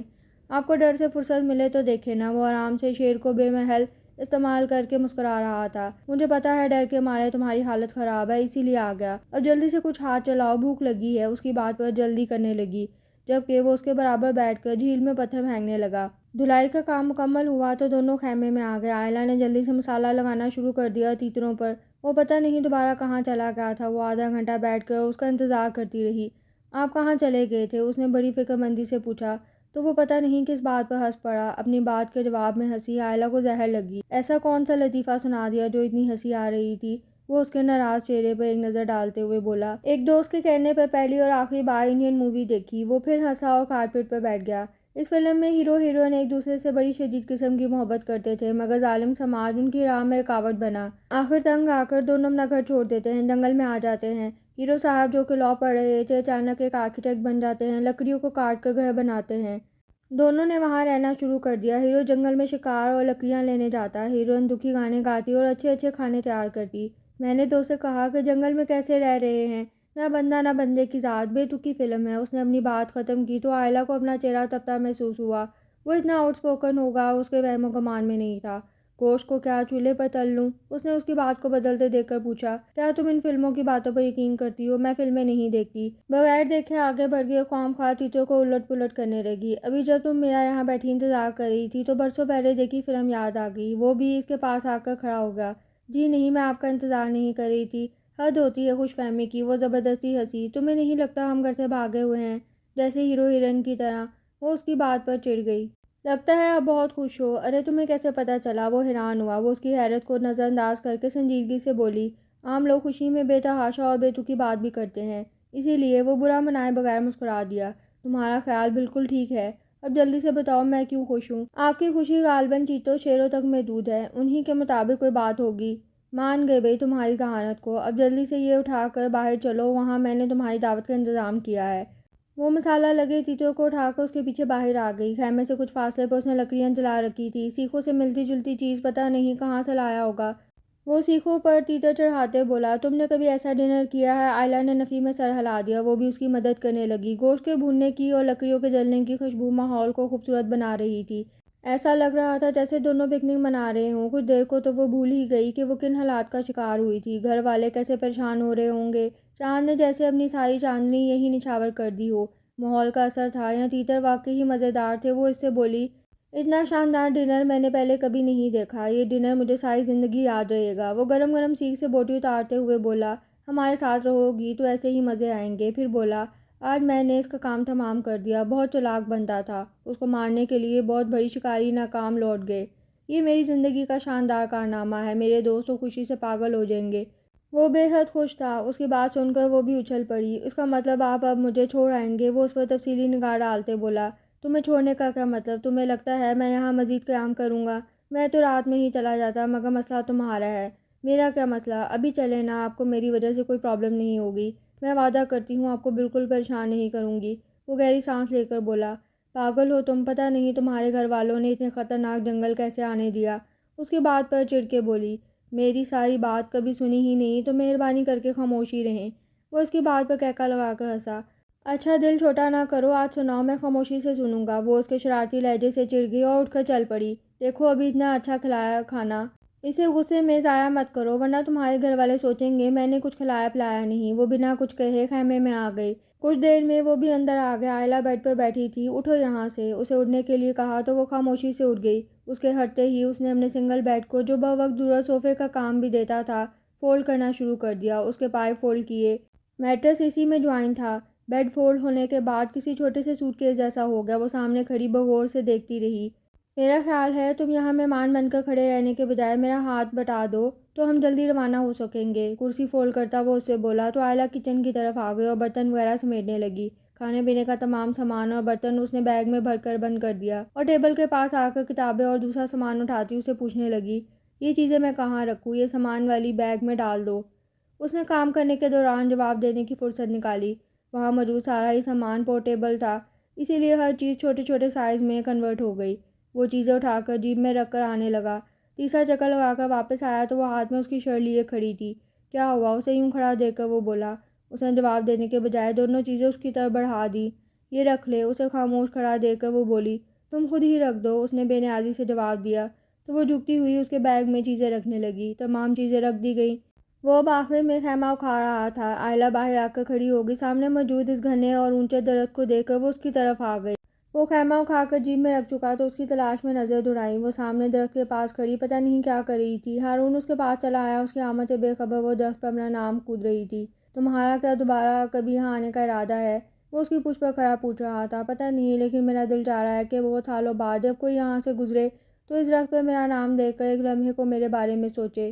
وہ اسے اور گہرا کرتے ہوئے بولی، بڑے رومانٹک خیالات ہیں۔ میں نے تو آج تک ایسے نہیں سوچا، ورنہ آج تک انڈیا، برازیل، آسٹریلیا، افریقہ اور پتہ نہیں کہاں کہاں جنگلات میں مختلف درختوں پر میرا نام کھدا ہوتا۔ ویسے آئیڈیا برا نہیں ہے، لاؤ میں بھی اپنا نام لکھوں۔ پھر اس کے نام کے نیچے ہی اس نے بڑا بڑا بلاک لیٹر میں اپنا نام لکھا۔ اس کام سے فارغ ہوا تو ہاتھ جھاڑتا ہوا بولا، چلیں اب؟ ہاں چلیں، وہ جواب دیتی آگے بڑھ گئی۔ جیپ کے پاس پہنچی تو پیچھے پڑے اس موٹے تازے شیر کو پڑا دیکھ کر اس کی چیخ نکلی۔ پھر چیخی تم، میں نے منع کیا تھا نا۔ وہ اس پر ناراض ہونے لگا۔ یہ بھی ہمارے ساتھ جائے گا؟ میں اس کے ساتھ سفر نہیں کر سکتی۔ وہ جیپ سے 2-4 قدم پیچھے ہٹتی ہوئی بولی۔ نہیں جاؤ گی تو مت جاؤ، رہو یہیں، میں تو جا رہا ہوں، وہ اپنے روایتی روڈ لہجے میں بولا اور جیپ سٹارٹ کرنے لگا۔ آپ مجھے چھوڑ کر جا رہے ہیں؟ وہ بھی اس منحوس کی خاطر؟ وہ وہیں کھڑے کھڑے چل آئے۔ نظریں بدست منحوس پر تھیں جو اپنے وجود سمیت پچھلی طرف پڑا ہوا تھا۔ لگتا تھا اسے بمشکل جیپ میں گھسایا گیا ہے کیونکہ اس کا آدھا دھڑ سیٹ پر اور آدھا سیٹ سے نیچے پڑا تھا۔ تمہیں آنا ہے تو آؤ ورنہ میں جا رہا ہوں، وہ اسے وارننگ دینے لگا تو عائلہ نے بڑی مشکل سے قدم جیپ کی طرف بڑھائے اور فرنٹ سیٹ کا دروازہ کھولتے ایک نظر اس پر ڈالی اور ہارون کی طرف بڑی بے بسی سے دیکھتی ہوئی بولی، یہ مر گیا ہے نا؟ آپ نے ٹھیک طرح چیک کر لیا؟ کہیں ایسا نہ ہو یہ مکاری کر رہا ہو۔ جیپ کا دروازہ پکڑے وہ باقاعدہ تھر تھر کانپ رہی تھی۔ وہ جیسے ضد سا ہو گیا۔ اپنے غصے کو دباتے بڑی مشکل سے نرم آواز میں بولا، عائلہ کیوں ٹائم ضائع کر رہی ہو؟ جلدی بیٹھو۔ کوئی جائے فرار نظر نہیں آ رہی تھی۔ پتہ تھا وہ اپنے چہیتے کو بھی خود سے جدا نہیں کرے گا، اس لیے خود کو گھسیٹتی جیپ میں بیٹھ گئی۔ اس کے بیٹھنے پر اس نے بآواز بلند خدا کا شکر ادا کیا، یا اللہ تیرا لاکھ لاکھ شکر ہے۔ وہ اس کی بات سے بے نیاز ترچھی نظروں سے پیچھے دیکھ رہی تھی۔ دیکھنے کا انداز ایسا تھا جیسے اسے دیکھنا بھی نہ چاہ رہی ہو اور دیکھ بھی رہی ہو۔ وہ اس کے اتنے خوف زدہ ہونے پر قابل رحم نظروں سے اسے دیکھنے لگا۔ اب کیا میں حلف اٹھا کر کہوں کہ یہ مر چکا ہے؟ کیوں مرحوم کی روح کو گھور گھور کر تکلیف پہنچا رہی ہو؟ وہ اس کی مسلسل ترچھی نگاہوں سے تنگ آ کر بولا تو وہ بڑے ناراض انداز میں اس کی طرف دیکھ کر بولی، آپ نے میرے ساتھ اچھا نہیں کیا، اسے میرے اوپر ترجیح دے کر آپ نے میری انسلٹ کی ہے۔ یہ بات آپ نے اگر اس معصوم جانور کے بجائے کسی خاتون کی شان میں کہی ہوتی تو میں آپ سے معذرت کرتا اور شاید آپ کی بات کو انجوائے بھی کرتا۔ وہ بڑی سنجیدگی سے بول رہا تھا۔ عائلہ نے چونک کر اس کی طرف دیکھا تو وہ مسکرا دیا، پھر اس کی طرف سے نظر ہٹا کر ونڈو اسکرین پر مرکوز کرتا ہوا بولا، مجھے اپنی منزل پر پہنچنے کی بڑی جلدی ہے۔ ویسے کچھ طریقے میں نے اس پر اپلائی کیے ہیں کہ اس کی لاش سڑے نہیں، مگر پھر بھی مجھے جلد سے جلد اپنے دوستوں کو جوائن کرنا ہے۔ تم یہ بتاؤ کہ تمہیں جانا کہاں ہے؟ اس کی بات کے جواب میں وہ ایک نظر اس پر ڈال کر بولی، ویسے تو مجھے نیروبی جانا ہے، مگر آپ کو جہاں سہولت ہو مجھے چھوڑ دیں۔ وہ اس کے تکلف برتنے پر ہنس پڑا اور بولا، اچھا تو آپ نیروبی میں رہتی ہیں؟ وہ اس کی ہنسی پر کچھ حیران ہوئی اور بولی، آپ کا سینس آف ہیومر بڑا عجیب ہے، میری سمجھ میں نہیں آتا۔ شاید لیلا میری جگہ ہوتی تو آپ کی کمپنی کو خوب انجوائے کرتی۔ وہ تو اگر یہاں آ جاتی سب گھر والوں کو بھول بھال آپ کے ساتھ شکار کھیلے نکل کھڑی ہوتی۔ ایسی ہی ہے وہ، نہ ڈر اور ایڈونچر کی شائق۔ لیلا کے ذکر کے ساتھ ہی اسے ان دونوں کی فکر ستانے لگی۔ یا اللہ وہ لوگ خیریت سے ہوں؟ وہ بغور اس کے اداس و فکر مند چہرے کی طرف دیکھنے لگا۔ اس کے پل پل بدلتے موڈ کے تمام اسرار و رموز اس پر واضح تھے، اس لیے اس کا موڈ بدلنے کی خاطر بولا، اتنی اچھی اور خوبیوں کی مالک لڑکی سے آپ کا کیا تعلق ہے؟ آپ کی دوستیں تو آپ کی طرح بزدل و بیوقوف ہونی چاہیے۔ اپنے بارے میں ان کمنٹس کا برا مانے بغیر وہ اسے لیلا کے بارے میں بتانے لگی۔ وہ اگر یہاں ہوتی تو اس شیر پر پاؤں رکھ کر سب سے پہلے تصویر کھنچواتی، پھر ہاتھ پھیر کر اس کا تفصیلی جائزہ لیتی۔ وہ کسی چیز سے نہیں ڈرتی، بڑے بلند ارادے ہیں اس کے۔ ویسے تو وہ خلا باز بننا چاہتی تھی، مگر چچی جان تھوڑی پرانے خیالات کی مالک ہیں، اس لیے اس کا یہ شوق پورا نہ ہو سکا۔ وہ اپنی کامیاب کوشش پر مسکراتا ہوا بولا، کہاں پائی جاتی ہیں یہ لیلا؟ اصولاً تو اسے کسی جنگل میں ہی پایا جانا چاہیے۔ ویسے اس لیلا کو اب تک اپنا کوئی مل چکا ہے یا نہیں؟ مجھے تو صرف سن کر ہی ان خاتون سے ملنے کا شدید شوق پیدا ہو گیا ہے۔ وہ بولی، منہ دھو رکھی ہے، اس کا نکاح ہو چکا ہے۔ اس کے لیے وہ بے ساختہ ہنس پڑا اور لہجے میں افسوس شامل کرتا ہوا بولا، افسوس میں لیٹ ہو گیا۔ کچھ دیر دونوں طرف خاموشی چھائی رہی۔ باتوں میں لگ کر اس کا دھیان شیر سے ہٹ چکا تھا۔ وہ اس کی طرف سرسری نظر ڈال کر بولا، نیند آ رہی ہے تو سو جاؤ۔ اپنے لیے اس کے لہجے میں موجود خلوص پر اس کا دل خوش ہو گیا۔ نہیں ابھی تو نیند نہیں آ رہی۔ اس کی بات کا جواب دے کر ایک آدھ سیکنڈ کی خاموشی کے بعد وہ اسے مخاطب ہوئی، آپ کے گھر والے آپ کو اتنے خطرناک کام میں گھسنے کی اجازت کیسے دے دیتے ہیں؟ ایسا خوفناک شکار جس میں جان جانے کے اتنے چانسز ہوں۔ میرے تو بھیا نے جس دن آرمی جوائن کی تھی، امی نے رو رو کر گھر سر پر اٹھا لیا تھا جیسے ابھی جنگ چھڑنے والی ہے۔ اس کی بات کے جواب میں وہ طنزیہ انداز میں بولا، میرے پیچھے کوئی رونے والا نہیں ہے، اس لیے میں جو جی چاہے کر سکتا ہوں۔ وہ اس کے لہجے کی تلخی پر تعجب سے اس کو دیکھنے لگی۔ شاید میں نے کوئی غلط بات کر دی جس سے یہ ہرٹ ہوا ہے۔ وہ قیاس آرائیاں کرتی چپ بیٹھی رہی۔ وہ بڑی تیز رفتاری سے ڈرائیو کر رہا تھا، شاید وہ اس کی ذمہ داری سے جلد از جلد عہدہ برا ہونا چاہتا تھا۔ اس کی طرف سے لا تعلق وہ راستے پر نظر جمائے جیپ دوڑا رہا تھا۔ عائلہ چاروں طرف پھیلے سناٹے اور اس وحشت زدہ ماحول سے نظر چرائے اپنے ہاتھوں پر نظر جمائے بیٹھی رہی۔ کتنی ویرانی اور وحشت ہے اس جگہ پر، اگر یہ ساتھ نہ ہوتا تو میں کب کی اللہ کو پیاری ہو گئی ہوتی۔ وہ اپنے آپ سے باتیں کرتی وقت گزارنے لگی۔ اسی وقت جیپ ایک زوردار جھٹکے کے ساتھ رک گئی۔ اس کا سر سامنے ٹکراتے ٹکراتے بچا۔ اسے دروازہ کھول کر باہر نکلتے دیکھ کر وہ اسے پوچھنے لگی کیا ہوا، شاید جیپ میں کچھ پرابلم ہو گئی ہے۔ اس سے پہلے کہ مکمل جواب دیا جائے میں اتر کر چیک کر لوں۔ وہ شاید جیپ کے مزار دکھانے پر کچھ بیزار سا ہو گیا تھا۔ ایک ہاتھ میں ٹارچ پکڑے وہ انجن پر جھکا فالٹ تلاش کر رہا تھا۔ آئلہ اس کی مدد کے خیال سے باہر نکل آئی اور بغیر کچھ کہے ٹارچ اس کے ہاتھ سے لے لی۔ وہ کیا چیک کر رہا تھا، کس چیز کو چیک کر رہا تھا وہ نہ جانتی تھی، اور نہ جاننے کا اسے شوق تھا۔ اس کی دلچسپی تو اس بات میں تھی کہ کسی طرح بس جیپ ٹھیک ہو جائے اور وہ اس اجاڑ ویران جگہ سے رخصت ہو۔ اپنے خیالات اسے شیئر بھی نہیں کر سکتی تھی، ورنہ اسے بتاتی کہ اتنے اجڑے بیابانوں میں روحیں بسیرا رکھتی ہیں اور آپ لاکھ بہادر ہوں مگر ایک بدرو کا مقابلہ کیسا کریں گے۔ اپنے خیالات سے خائف ہوتی وہ اس کے کچھ اور قریب ہو گئی تو وہ چڑ کر بولا کہاں گھس رہی ہو، دور ہٹ کر کھڑی ہو۔ اس کے ناراض لہجے سے ڈر کر فوراً دور ہو گئی۔ اس 15 منٹ میں انجن کے ساتھ مغز ماری کر کے وہ اس سے مخاطب ہوا۔ فالٹ میں نے ٹھیک کر دیا ہے، اب کوئی پرابلم نہیں، بس صرف تھوڑا سا پانی چاہیے۔ چلتے وقت مجھے خیال نہ آیا کہ چیک کر لوں، ویسے فکر کی بات نہیں ہے، یہاں سامنے ہی ایک چشمہ ہے، میں وہاں سے پانی لے کر آتا ہوں، تم جیپ میں بیٹھو۔ وہ ہاتھ میں کین پکڑ کر جانے لگا تو وہ فوراً بولی میں بھی آپ کے ساتھ چلوں گی، یہاں اکیلے مجھے ڈر لگے گا۔ وہ اس کی بات پر جھلا گیا۔ بے وقوفی کی باتیں مت کرو، میں کہیں دور نہیں جا رہا، یہاں بالکل قریب ہی۔ نہیں میں آپ کے ساتھ جاؤں گی، ضدی لہجے میں کہتی وہ اسے زہر لگ رہی تھی۔ پاگل ہو گئی ہو، یہاں کے راستے خطرناک اور ناہموار ہیں، گر گرا جاؤ گی، اندھیرا بھی اتنا ہے۔ میں پانی لاؤں گا یا تمہیں سنبھالوں گا، اب کوئی آرگومنٹ نہیں ہونا چاہیے۔ میں نے منع کر دیا تو مطلب منع کر دیا، سمجھی؟ جیپ میں بیٹھو۔ اس کے اتنے غصے اور ناراضگی بھرے انداز پر وہ سہم کر جیپ میں بیٹھ گئی تو وہ اس کے پاس آیا اور بولا دروازہ لاک کر کے اور شیشے چڑھا کر بیٹھو، جب تک میں واپس نہ آ جاؤں تم نے باہر نہیں اترنا، کسی بھی صورت میں، انڈرسٹینڈ؟ آرام سے بیٹھو، خطرے کی کوئی بات نہیں ہے، وہ سامنے جو ڈلوانی راستہ ہے بس وہاں سے اتر کر چشمہ ہے، میں ابھی 5 منٹ میں واپس آ جاؤں گا۔ وہ اسے ڈرا دھمکا اور تسلی دے کر آگے بڑھ گیا، تیز قدموں سے، جیسے جلد سے جلد واپس آنا چاہتا ہو۔ آئلہ نے ایک نظر پیچھے پڑے اس درندے پر ڈالی تو ایسے لگا وہ اپنے لال آنکھوں سے اسے ہی دیکھ رہا ہے اور ابھی اس پر جھپٹ پڑے گا۔ اس کی طرف سے ذہن ہٹانا چاہا تو ایسا لگا ڈرائیونگ سیٹ پر کوئی بھوت آ کر بیٹھ گیا ہے اور اپنے پنجے اس کی طرف بڑھا رہا ہے۔ وہ بے اختیار اس کی ہدایت نظر انداز کرتی نیچے اتر آئی۔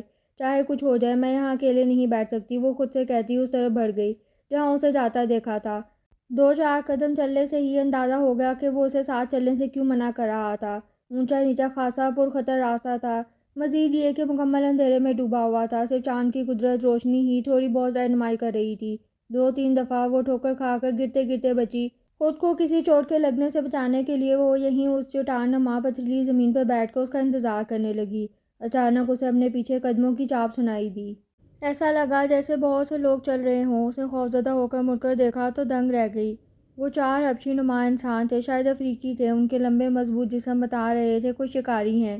وہ اس کی طرف بڑھے، وہ اپنی جگہ سے کھڑی ہو گئی۔ ان میں سے ایک کے ہاتھ میں لالٹن تھی، چاروں کے چہرے پہ شیطانی مسکراہٹ تھی۔ وہ جیسے اپنی جگہ سے جانے لگی ایک تیزی سے اس کی طرف بڑھا، اس کے جسم سے تو جیسے جان ہی نکل گئی، اس کے وہم و گمان میں بھی نہیں تھا یہ۔ وہ جیسے نہ ایک قدم آگے جا سکتی تھی نہ اسے آواز دے سکتی تھی۔ وہ پتہ نہیں کون سی زبان میں کیا بولا اور اسے اپنی طرف گھسیٹا، اس نے پوری طاقت سے خود کو چھڑوانا چاہا مگر بے سود۔ پتہ نہیں کہاں سے اس میں طاقت آئی، بلند آواز میں چیخنے لگی ہارون ہارون بچاؤ، ساتھ ہی اسے خود کو چھڑوا رہی تھی۔ وہ جو پانی لے کر واپس آ رہا تھا اس کی آواز پر کین وہیں پھینک کر بھاگتا ہوا اوپر چڑھا۔ جو راستہ اس نے 5 منٹ میں کیا تھا طے، وہ چند سیکنڈ میں عبور کر کے اوپر آیا تو یہاں کا منظر دیکھ کر اس کا خون کھول اٹھا۔ تیز قدموں سے وہ بڑھا تو حبشی نے آئلہ کو چھوڑ دیا، یوں جیسے تم سے بعد میں بات کرتے ہیں، پہلے اس سے نبٹ لیں۔ اس کے ایک دم چھوڑنے سے وہ زمین پر گر پڑی۔ فوراً اٹھ کر دیکھا ہارون سامنے کھڑا تھا۔ وہ بھاگ کر اس کے پاس آ گئی اور اس کے پیچھے کھڑی ہو کر چھپ گئی۔ چاروں اسے ہاتھ سے اشارہ دے رہے تھے کہ ہمت ہے تو مقابلہ کرو۔ آئلہ کو اس نے دور ہٹایا اتنے زور سے جھٹکے جانے سے جیسے اس کی حواس جاگ اٹھے۔ اسے لگا وہ بھی ان کے حوالے کر کے ہاتھ جھاڑ کر چلا جائے گا۔ اسے آخر کیا ضرورت ہے؟ نہ یہ کوئی فلمی ہیرو ہے کہ 10 گنڈوں کو جہنم وصل کر دے گا۔ وہ ان میں سے کسی پر بھی نظر ڈالے اندھا دھند بھاگنے لگی۔ اس کے کان اس وقت کچھ نہیں سن رہے تھے، اسے نہیں پتا تھا وہ لوگ آپس میں کیا باتیں کر رہے ہیں۔ اسے بس خود کو بچانا تھا ہر قیمت پر۔ 2-3 مرتبہ ٹھوکر کھا کر گری مگر پرواہ نہیں کی۔ وہ بھاگتے پتہ نہیں کتنی دور نکل آئی، زخمی بھی ہوئی، پاؤں شل ہو گئے تھے، سانس بھی پھول رہی تھی۔ وہ ایک اونچے ٹیلے کے پیچھے چھپ گئی اور بڑی شدتوں کے ساتھ اپنے رب کو پکارنے لگی، یا اللہ عزت سے بڑھ کر کوئی چیز نہیں، ان درندوں سے مجھے بچا لے۔ وہ سانس تک روک بیٹھی تھی، پھر اس نے 2-4 انسانی چیخ کی آواز سنی، ساتھ ہی فائر کی بھی۔ کیا وہ مجھے چھوڑ کر نہیں گیا؟ کیا میری عزت بچانے کے لیے رک گیا؟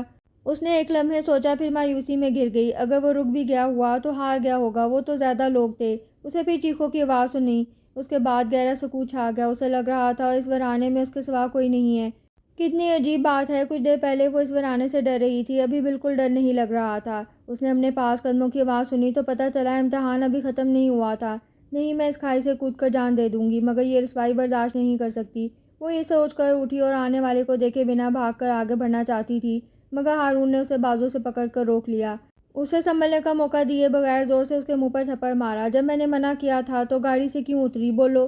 وہ جیسے بالکل آؤٹ آف کنٹرول ہو رہا تھا. تمہاری سمجھ میں کوئی بات نہیں آتی، اسی لیے تمہارے ساتھ رات کا سفر کرنے سے ڈر رہا تھا، مگر تمہیں نہ اپنی پرواہ نہ کسی اور کی. اسے شدید غصے میں ایسے پہلے کبھی نہیں دیکھا تھا. وہ بالکل نڈھال ہو چکی تھی. وہ بے اختیار آگے بڑھی، اس کے کندھے پر سر رکھ کر پھوٹ پھوٹ کر رونے لگی تو وہ چپ سا ہو گیا. اس نے نہ تسلی دی، نہ رونے سے روکا، نہ خود سے الگ کیا. وہ خاموش کھڑا رہا. وہ نہ جانے کتنی دیر روتی رہی، اسے سسکیاں بن گئی، تب بھی وہ چپ کھڑا رہا. پھر آئلہ نے تھوڑا ہٹ کے اسے دیکھا. ہارون ہاتھ پکڑ کر تیز قدموں سے واپس اسی رستے پر جانے لگا.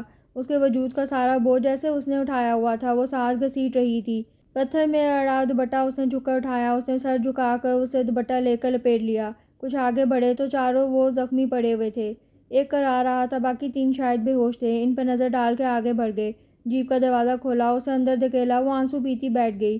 جب جیپ سٹارٹ ہونے پر اس نے اپنا سر اٹھایا. وہ پہلے سے بھی تیز رفتاری سے چلا رہا تھا.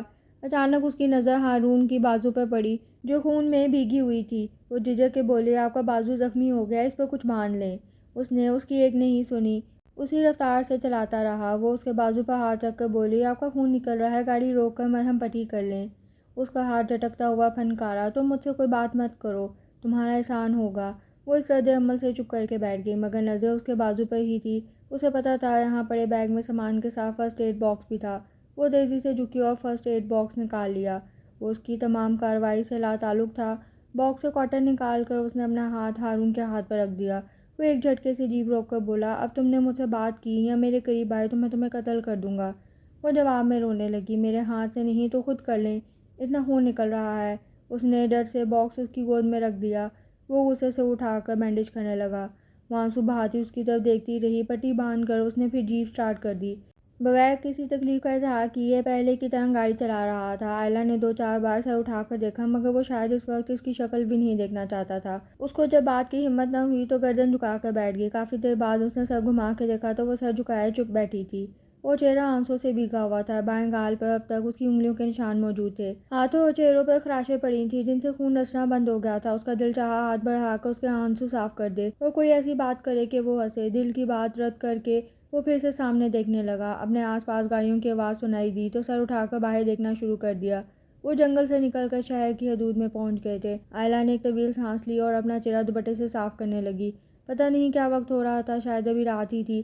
وہ پورا شہر سویا ہوا محسوس ہو رہا تھا. سڑکوں پر اکا دکا گاڑیاں تھیں، مگر ان ویرانوں کے مقابلے میں اکا دکا گاڑیوں کا معمولی شور بھی اسے بہت بارونق محسوس ہو رہا تھا.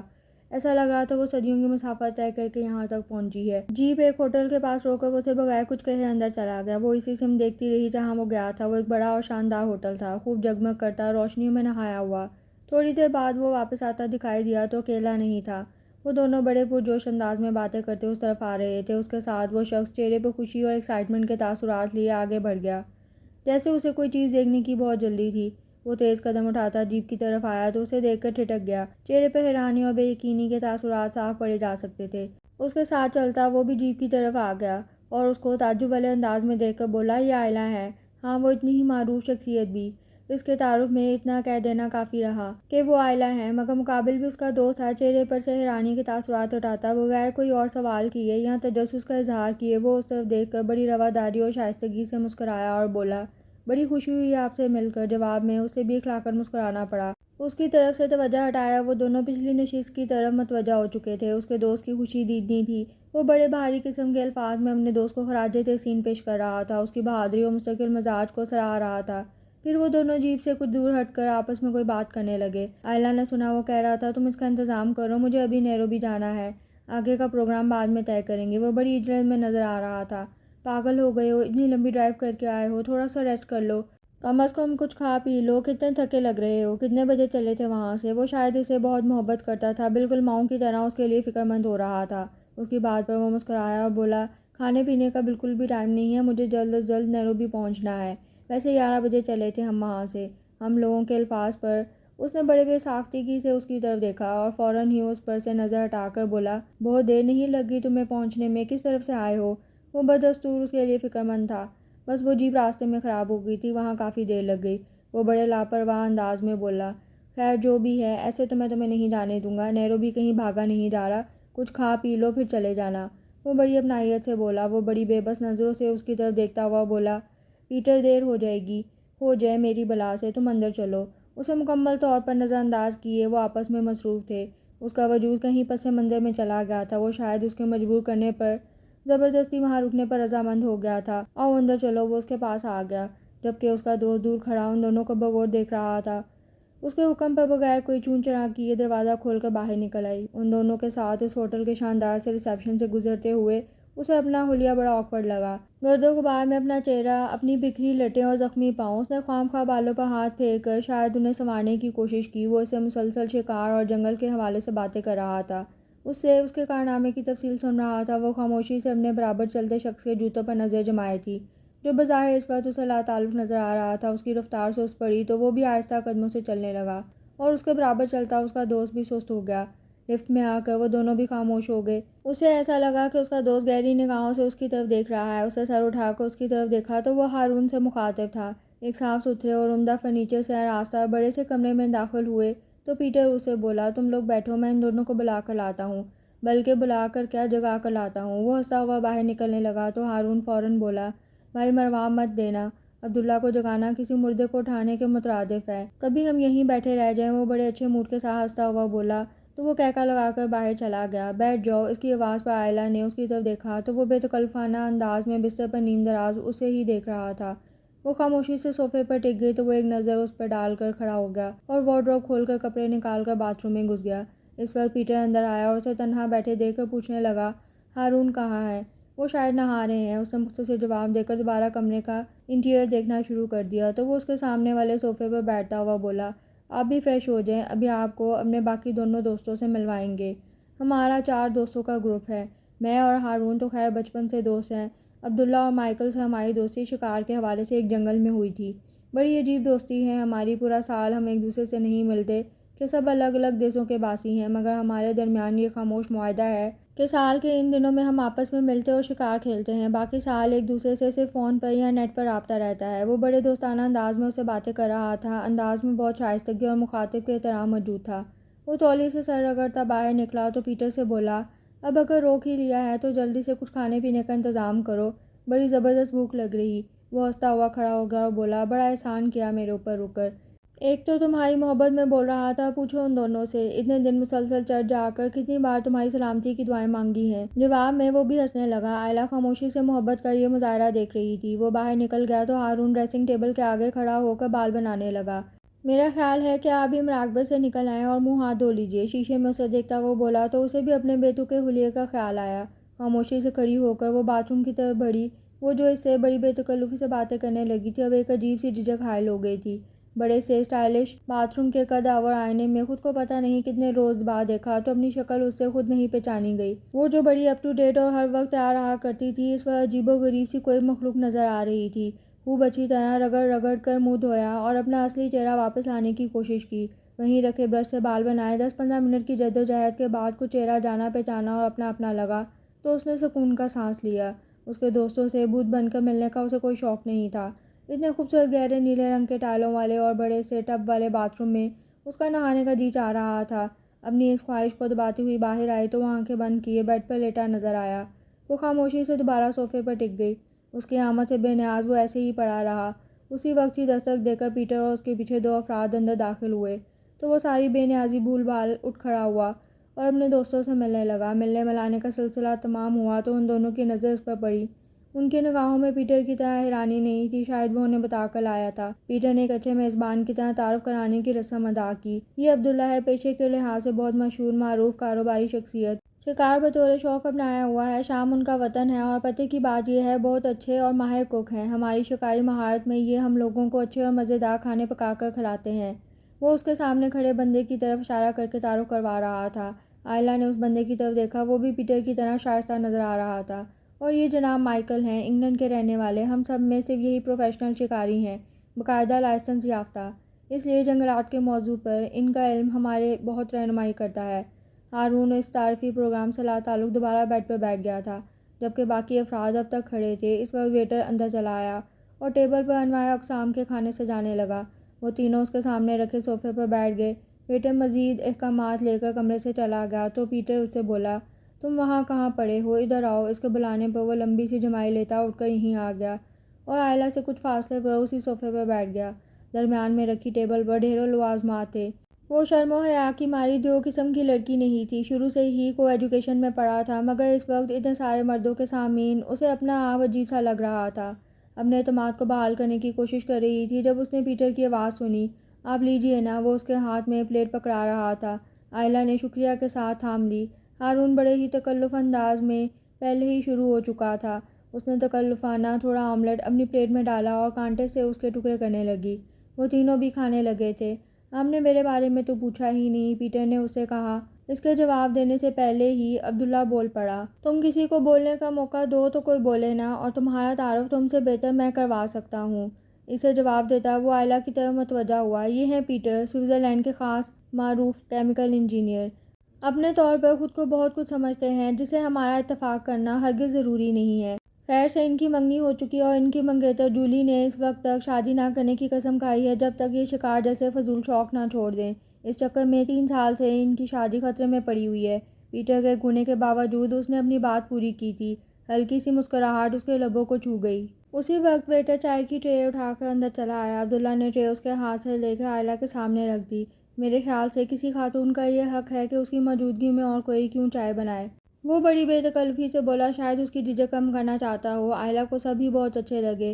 وہ اپنی پلیٹ رکھ کر کپوں میں چائے ڈالنے لگی۔ عبداللہ اب کسی بات سے بحث کر رہا تھا۔ ایک تو مجھے آدھی رات سونے سے اٹھا دیا، اوپر سے برا بھی میں ہوا۔ وہ پتہ نہیں کس موضوع پر بات کر رہے تھے، 4:30 کو، تم آدھی رات کہہ رہے ہو۔ مائیکل اسے گھورا تو وہ آئلہ کی طرف دیکھتے ہوئے بولا، آپ کا کیا خیال ہے، 4:30 صبح ہو جاتی ہے؟ وہ سونے کا بہت شوقین لگ رہا تھا۔ جواب میں وہ صرف مسکرا دی، ان سب سے چینی پوچھ کر کپوں میں ڈالی سب کو سرو کرنے لگی۔ ساتھ بیٹھے شخص کو بغیر چینی کے اس کی طرف کپ سرکا دیا اور خود بھی پینے لگی۔ سب کا تعارف تو ہو گیا، آپ نے اپنے بارے میں کچھ نہیں بتایا، پیٹر نے اسے کہا تو سب متوجہ ہو گئے، سوائے اس کے جو اسے ساتھ لایا تھا۔ میرا نام آئلہ ہے، میں پاکستانی ہوں، میں نے ٹیکسٹائل انجینئرنگ کی ہے، پڑھائی سے فارغ ہو کر اپنے چچا کے پاس کینیا گھومنے پھرنے آئی ہوں۔ وہ اتنی دیر میں پہلی بار اتنا طویل جملہ بولی تھی، سب غور سے سن رہے تھے۔ اچھا تو شکار آپ کا شوق ہے؟ مائیکل جو کم گو تھا پہلی بار مخاطب ہوا۔ ہارون نے اپنی بے ساختہ مسکراہٹ چھپانے کے لیے کپ سے منہ لگا لیا۔ وہ بنا دیکھے ہی سمجھ گئی تھی کہ وہ اس بات پر مسکرایا ہے۔ اس کے جواب سے پہلے ہی مائیکل دوبارہ بولنے لگا، اچھی بات ہے، لڑکیوں کو بھی اس طرف آنا چاہیے۔ پھر اس نے دوستوں سے پوچھا، وہ انٹری والا قصہ یاد ہے؟ سب کچھ یاد کر کے ہنسنے لگے، شاید کوئی پرانی بات کا حوالہ دے رہا تھا۔ عبداللہ اس کی طرف دیکھ کر بولا، آئلہ شاید بور ہو رہی ہیں۔ ہارون نے ان کی بات پر توجہ دیے بغیر مائیکل کی بات کو جاری رکھا۔ آئلہ مسکرا کر بولی، میں بور نہیں ہو رہی۔ چلیں پھر، اچھا ہے آپ بور نہیں ہو رہی تو وہ قصہ میں سناتا ہوں آپ کو جو مائیکل بتا رہا تھا۔ ہم شکار پر تھے، 3 لڑکیاں وہاں رستہ بھٹک گئیں، سبھی بہت ڈرپوک، ہم نے انہیں لفٹ دے دی، وہاں خوب ہی تماشے ہوئے، یہ ہارون صاحب ان کے دشمن بن گئے، ہم سے الگ ناراض ہوتا کہ انہیں لفٹ کیوں دی۔ ان میں ایک کچھ زیادہ ہی بزدل تھی، اسی کے ساتھ سب سے زیادہ حادثے ہوتے تھے۔ ایک بار اس کے پاؤں پر بچھو چڑھ گیا، یہ ہارون مدد کے بجائے غصہ ہوتا رہا، اصل میں اسے ڈرپوک لڑکیاں نہیں پسند۔ پھر ایک بار اس کے کیمرے کو اٹھا لیا اس نے تو اس کی شامت آ گئی۔ عبداللہ بڑے مزے سے تمام قصہ سنا رہا تھا، سب یاد کر کے مسکرا رہے تھے۔ ہارون نے اسے اردو میں کہا، تمہیں چلنا نہیں ہے، جلدی ناشتہ ختم کرو۔ وہ اس کے بے وجہ ناراض پر حیران ہوئی، ناشتہ تو وہ کب کا کر چکی تھی اور اس کا انتظار کر رہی تھی۔ اس کے اردو بولنے پر تینوں چیخ اٹھے، یہ فول ہے، بتاؤ ہمیں کیا بولا ہے، تم لوگوں کے کام کی بات نہیں ہے۔ دیکھا اس غدار کو، عبداللہ نے دانت پیس کر بولا، ہم وطن ملا تو آنکھیں پھیر لیں۔ آئلہ آپ بتائیں ابھی اس نے کیا کہا؟ مجھے یقین ہے اس نے ہماری برائی کی، اس نے پریشان ہو کر بتایا، ایسی کوئی بات نہیں، بس چلنے کا بول رہے تھے۔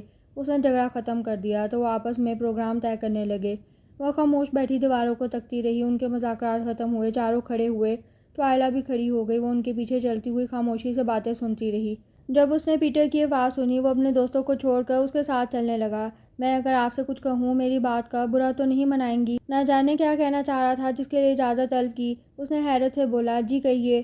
آپ کو شاید خود بھی نہیں معلوم کہ آپ بغیر ہتھیار کے بہت بڑی جنگ جیت چکی ہیں۔ وہ سمجھ نہیں آنے پر اسے دیکھنے لگی تو وہ رک گیا اور بولا، یہ جو میرا دوست ہے نا، اسے فتح کرنا معمولی کام نہیں۔ وہ انگلیاں چٹکنے لگی۔ وہ اس کے گھبرائے چہرے کو دیکھ کر ہنس پڑا۔ میں آپ سے اس لیے کہہ رہا ہوں، مجھے معلوم ہے وہ آپ سے یہ کبھی نہیں کہہ پائے گا، میں اسے اچھی طرح جانتا ہوں۔ وہ بہت گہرا ہے، اسے سمجھنا آسان کام نہیں، وہ یہ کبھی میرے سامنے بھی نہیں کھولے گا، حالانکہ اسے پتہ ہے ہم جان چکے، مگر کبھی قبول نہیں کرے گا۔ اسے سر اٹھا کر پیٹر کی طرف دیکھا بھی نہ جا سکا، جھکے سر کے ساتھ بولی، آپ غلط سمجھ رہے ہیں، ایسی کوئی بات نہیں۔ وہ اس کی طرف دیکھ کر بولا، آپ ایک اچھی لڑکی ہیں، اگر آپ اسے جانبداری نہ سمجھے تو میں کہوں گا کہ میرے دوست کی پسند بری نہیں ہو سکتی۔ ایک لڑکی خاموشی سے اس کا خیال رکھتی ہو، اسے پوچھے بغیر چینی کے اسے چائے دیتی ہے، وہ یقیناً بہت اچھی ہے۔ اس کا سرخ پڑتا چہرہ دیکھ کر بولا، میرا دوست بہت اچھا ہے، جو اسے سمجھ لے اسی کا ہو جاتا ہے۔ آپ اس بات کو مسئلہ بنا کر اپنے لیے اور اس کے لیے پریشانی مت کھڑی کرنا کہ وہ اظہار کرے، ابھی وہ تمہیں چھوڑنے جائے گا تو میری خاطر آپ پہل کر دینا پلیز۔ وہ اسے بتانا چاہتی تھی کہ وہ بالکل غلط سمجھ رہا ہے۔ وہ اس کے تاثرات کو دیکھ کر بولا، میں صرف اس کا نہیں تمہارا بھی دوست ہوں۔ وہ لوگ جو مرکزی دروازے تک پہنچ چکے تھے ان دونوں کو سست قدموں سے آتا دیکھ کر رک گئے۔ قریب پہنچے تو مائیکل بولا، کیا ہوا، کہاں رہ گئے تھے؟ پیٹر نے مسکرا کر جواب دیا، آئلہ کو یہاں کے بارے میں بتا رہا تھا۔ عبداللہ نے ہارون سے بولا، جو آئلہ اور پیٹر پہ ایک نظر ڈال کر لاپرواہی سے کھڑا تھا۔ اس کے جواب میں سر ہلا دیا۔ آئلہ سب کو الوداع الفاظ کہتے ہوئے جیپ میں بیٹھ گئی، پیٹر کی طرف دیکھنے سے گریز کیا، وہ بھی بڑی گرم جوشی سے الوداع کہہ رہے تھے۔ جیپ سٹارٹ ہوئی، ہارون کا مکمل دھیان ڈرائیونگ پر۔ آئلہ نے پیچھے مڑ کر دیکھا، وہ لوگ ابھی تک کھڑے تھے، وہ اب کھڑکی کے باہر چہل پہل اور رونق دیکھ رہی تھی۔ ڈرائیو کرتے اتنا وقت گزر گیا مگر دونوں میں کوئی بات نہیں ہوئی۔ وہ اپنی منزل کے قریب پہنچ گئی۔ ایڈریس بتاؤ۔ بڑی دیر بعد خاموشی کو چاک کرتی اس کی آواز سنائی دی۔ وہ اسے ایڈریس بتانے لگی۔ گھر پہنچنے کی خوشی میں وہ دیگر تمام باتوں کو بھول گئی۔ زندگی کے کتنے عجیب و غریب تجربات سے گزرتی وہ واپس اپنے اصل کی طرف لوٹ آئی۔ جیپ اس کے بتائے ہوئے مکان کے سامنے رکی تو وہ تیزی سے دروازہ کھول کر باہر آئی اور بھاگ کر بیل پر جو ہاتھ رکھا تو ہٹانا بھول گئی۔ وہ جیپ میں بیٹھا اسے دیکھ رہا تھا۔ گیٹ کھول کر رحمت اسے دیکھ کر خوشی سے اچھل پڑی، بیٹا آپ آ گئی، شکر ہے خدا کا، سب کس قدر پریشان تھے، آپ ٹھیک تو ہو نا؟ وہ ایک ہی سانس میں کتنی باتیں کر گیا۔ اس نے سکون کا سانس لیا اور بولی، میں ٹھیک ہوں، لیلیٰ اور دانش کیسے ہیں؟ اس کے چہرے کے تاثرات نے حوصلہ بخشا تھا۔ وہ دونوں اسپتال میں داخل ہیں، بی بی اور صاحب دونوں وہیں گئے ہوئے ہیں۔ ویسے وہ دونوں ٹھیک ہیں، اسے اسپتال کے نام پر پریشان ہوتا دیکھ کر وضاحت کی۔ اسے جب یہاں سے حوصلہ ہوا تو اچانک خیال آیا، جیپ میں بیٹھا اسے دیکھ رہا تھا۔ اسے اپنی بدتمیزی پر بہت افسوس ہوا کہ کیا سوچ رہا ہوگا، کتنی آسان فراموش مطلبی لڑکی ہے۔ وہ تیزی سے اس کی طرف آئی اور بولی، آپ اندر آئے نا، تمہیں پتہ تو ہے وہاں میرا کیسے وہ لوگ انتظار کر رہے ہیں۔ وہ دوستانہ انداز میں مسکرا کر بولا۔ آئلہ نے اس کی مسکراہٹ کو بغور دیکھا، وہ کتنی دیر اسے معمول کی طرح بات کر رہا تھا۔ اچھا ٹھیک ہے پھر، اللہ حافظ۔ وہ جیپ سٹارٹ کرنے لگا تو اسے روکنے لگی۔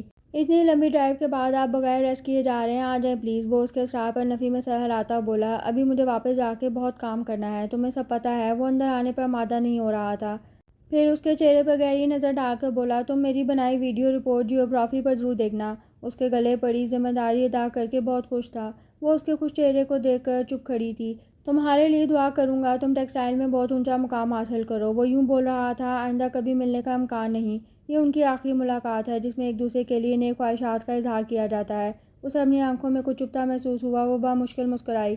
میں نے اتنے دن آپ کو ستایا، تنگ کیا، آپ نے مجھے برداشت کیا، میرا اتنا خیال رکھا۔ وہ رسمی فکرے ادا کرنے کی کوشش کر رہی تھی تو وہ بول پڑا، اپنا خیال رکھنا اور آئندہ تفریح کے لیے وقت جگہ کا انتخاب سوچ سمجھ کر کرنا، خدا حافظ۔ اس کا جواب سنے بغیر وہ جیپ سٹارٹ کر کے آگے بڑھ گیا۔ وہ کھڑی لمحہ بلمحہ جیپ کے دور جاتا دیکھ رہی تھی۔ تو پھر یہ طے ہے کہ وہ اب مجھے عمر بھر نظر نہیں آئے گا، ہر چہرے میں اس کا چہرہ تلاش کروں گی، دنیا کے ہجوم میں کھو جائے گا، میں اسے کبھی تلاش نہ کر پاؤں گی۔ وہ تھکے قدموں سے اندر چلی آئی، اس کا صدقہ اتارا گیا، شکر کے نفل ادا کیے گئے۔ خاص کر چچی کو پرائی بچی کی بہت فکر کھا رہی تھی، اپنی بیٹی اور داماد سے زیادہ اس کی فکر تھی۔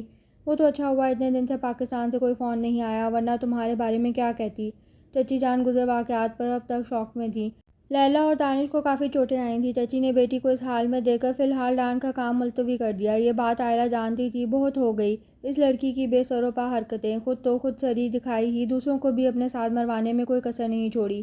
بس اب میں اس کی رخصتی کر رہی ہوں، پھر یہ جانے اور اس کے سسرال والے، اگر تمہیں کچھ ہو جاتا تو ہم بھائی بھابھی کو کیا منہ دکھاتے۔ وہ لیلیٰ کی حمایت میں بول کر انہیں اور غصہ دلانا نہیں چاہتی تھی، چپ رہی۔ 15-20 دن بعد وہ دونوں گھر آئے تو اس نے واپسی کا سفر باندھا۔ تمہارے بغیر دل نہیں لگتا، جلدی آ جاؤ، منی کی برتھ ڈے بھی 2 ماہ بعد ہے۔ جانے کی تیاری دیکھ کر لیلیٰ اسے لڑنے لگی، اتنی جلدی واپس جا رہی ہو، ابھی تو ہم نے ساری باتیں بھی نہیں کی، میں نے تم سے تمہارے اوپر گزرنے والے حالات بھی نہیں سنے۔ چچی نے اتنے دن بعد اس کو گھورتے ہوئے کہا، پہلے ہی تمہاری کرم نوازی کے مزے اٹھا چکی ہے، اسے جانے دو، میں نہیں چاہتی اس کے اوپر تمہارا سایہ پڑے، یہ تمہاری طرح خود سر ضدی نہیں ہے۔ روانگی سے قبل چچی نے اسے اکیلے میں سمجھایا تھا، ہمارے ہاں لوگوں کی ذہنیت بہت خراب ہے، ان تمام باتوں کا ذکر کسی سے نہیں کرنا، لڑکیوں کے لیے کہیں کوئی معافی نہیں ہے، ذرا سی بات ان کے کردار کو دبا لگا دیتی ہے، اپنی امی کو دل ہوا تو بتا دینا، باقی کسی دوسرے کو مت بتانا۔ وہ پہلے روز ہی ہارون کے بارے میں، جنگل کے بارے میں سب بتا چکی تھی، اس نے ان کی بات پلے باندھ لی، کسی سے ذکر نہیں کیا، امی سے بھی نہیں۔ وہ واپس آ گئی تھی ایک بدلی ہوئی شخصیت بن کر، لیلا کی طرح وہ پہلے بھی نہیں تھی، مگر اپنے قریب ترین لوگوں میں خوش دل اور خوش مزاج لڑکی تھی۔ اس کی اس تبدیلی کو سب نے محسوس کیا، سب کے اصرار پر بس اتنا کہہ پائی، میرا خیال ہے میں اب بڑی ہو گئی ہوں۔ اس کی واپسی کے 2 ماہ بعد لیلا کی رخصتی کر دی گئی، اس کے لاکھ بولنے پر کسی نے اس کی ایک نہ سنی۔ وہ دلہن بنی لیلا کی روتی تصویروں کو دیکھتی رہی، امی ابو کے ہاتھ اس نے طویل ناراضگی کا خط لکھا، جس میں شادی میں شرکت نہ کرنے کی دھمکیاں اور گالیوں سے نوازا گیا۔ بیٹی کی رخصتی چچا کو بہت پریشان کرنے لگی تو انہوں نے پاکستان آنے کی ٹھان لی۔ دن اتنی تیزی سے گزر رہے تھے، اسے لگتا تھا جیسے اس نے وہ سب خواب دیکھا۔ ہارون کہیں اسے خوابوں میں ملا تھا، آنکھ کھلنے پر اس نے اسے کھو دیا۔ رات کی تنہائی میں اکثر سوچتی تو آنسو نکل آتے، وہ کوئی اور ہی دنیا کا انسان تھا، کچھ دیر اس کی دنیا میں آیا تھا اور پھر واپس لوٹ گیا۔ کیا کبھی اس نے سوچا ہوگا وہ پاگل لڑکی آج بھی اس کے لیے آنسو بہاتی ہے؟ وہ تو اب تک بھول بھی گیا ہوگا، اگر دوستوں میں کبھی کسی بات میں میری یاد آ بھی گئی تو سر جھکا کر سوچتا ہوگا کتنی بے وقوف اور بزدل لڑکی تھی، جو خواہ خواہ میرے گلے پڑ گئی تھی، اور پیٹر پتہ نہیں میرے بارے میں کیا سوچتا ہوگا۔ وہ اکثر خود سے سوال کرتی، تمہاری طرح مجھے بھی یہ غلط فہمی ہو گئی تھی کہ وہ مجھ سے محبت کرتا ہے، وہ ان لوگوں میں سے تھا جو ساری زندگی بھی ساتھ رہے ہیں تو اجنبیت برقرار رکھتے ہیں۔ وہ اپنے اور دوسرے لوگوں میں ایک دیوار قائم رکھتا تھا، کسی کو اجازت نہیں دیتا تھا کہ وہ دیوار پار کر جائے۔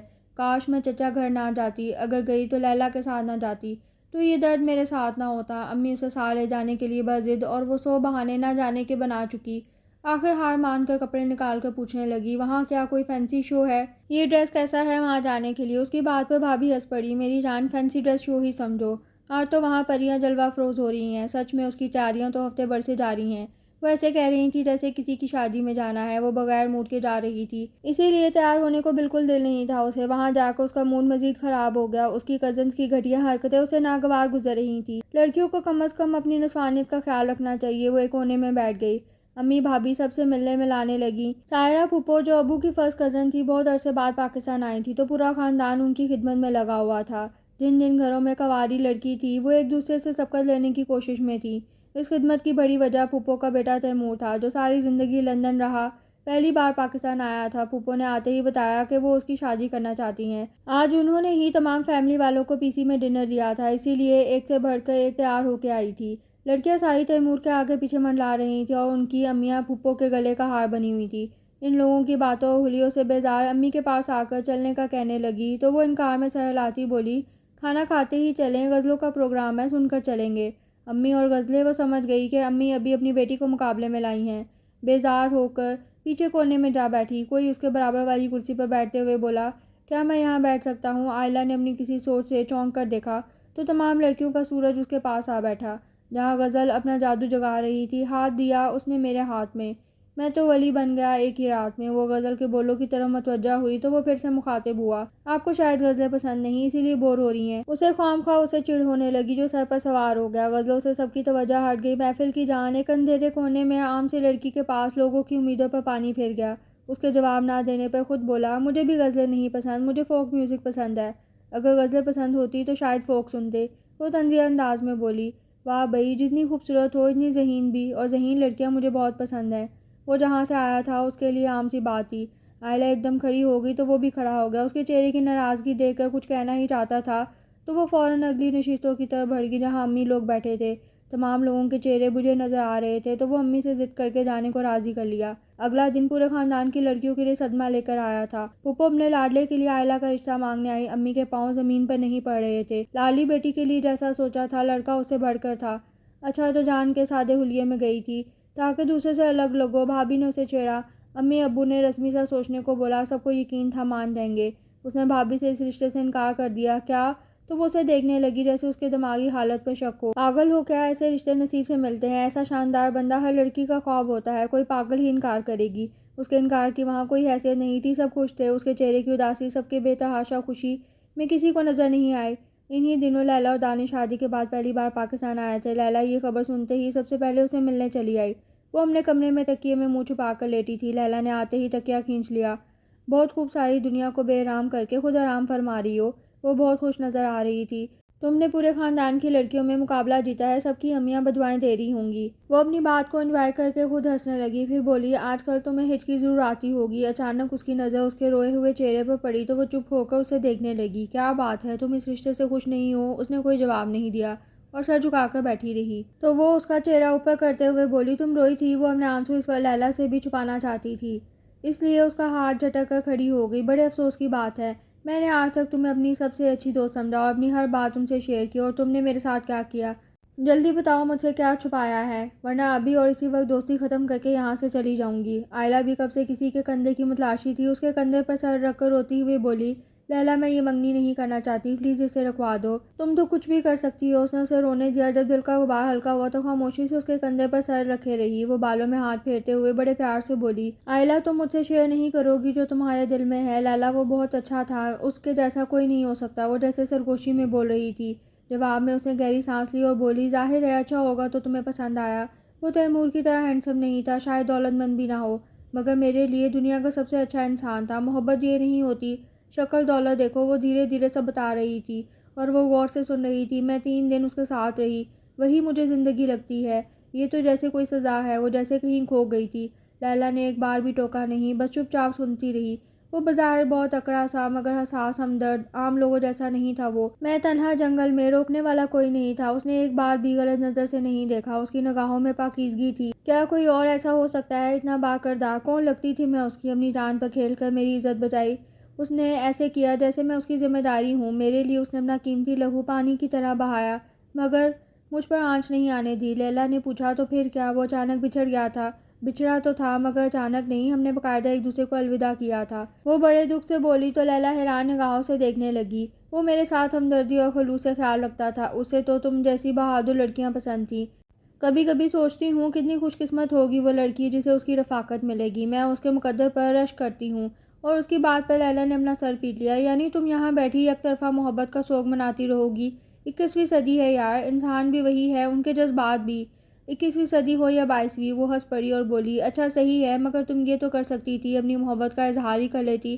میں اگر بول بھی دیتی تو وہ یہی کہتا کہ میں نے جو کیا اس کی امید آپ نے یہ لگا لی، میں اس میں پورا نہیں اتر سکتا تو میں اپنی نظروں میں گرتی۔ لیلا اس کے دکھ کو محسوس کرتے ہوئے بولی ایک ایسا شخص جس کا تمہیں پتہ نہیں کہ محبت کرتا بھی تھا کہ نہیں اور تم سے کھو گیا، تو کیا اسے بہتر نہیں جو بہت خلوص سے تمہاری طرف بڑھ رہا ہے، جس نے تم تک آنے کے لیے درست راستے کا انتخاب کیا؟ ہمیں زندگی میں بہت سی چیزیں، بہت لوگ اچھے لگتے، ضروری نہیں وہ مل بھی جائیں، زندگی اسی کا نام ہے، ہمیں اکثر وہ زندگی گزارنی پڑتی ہے جو ہم نہیں چاہتے۔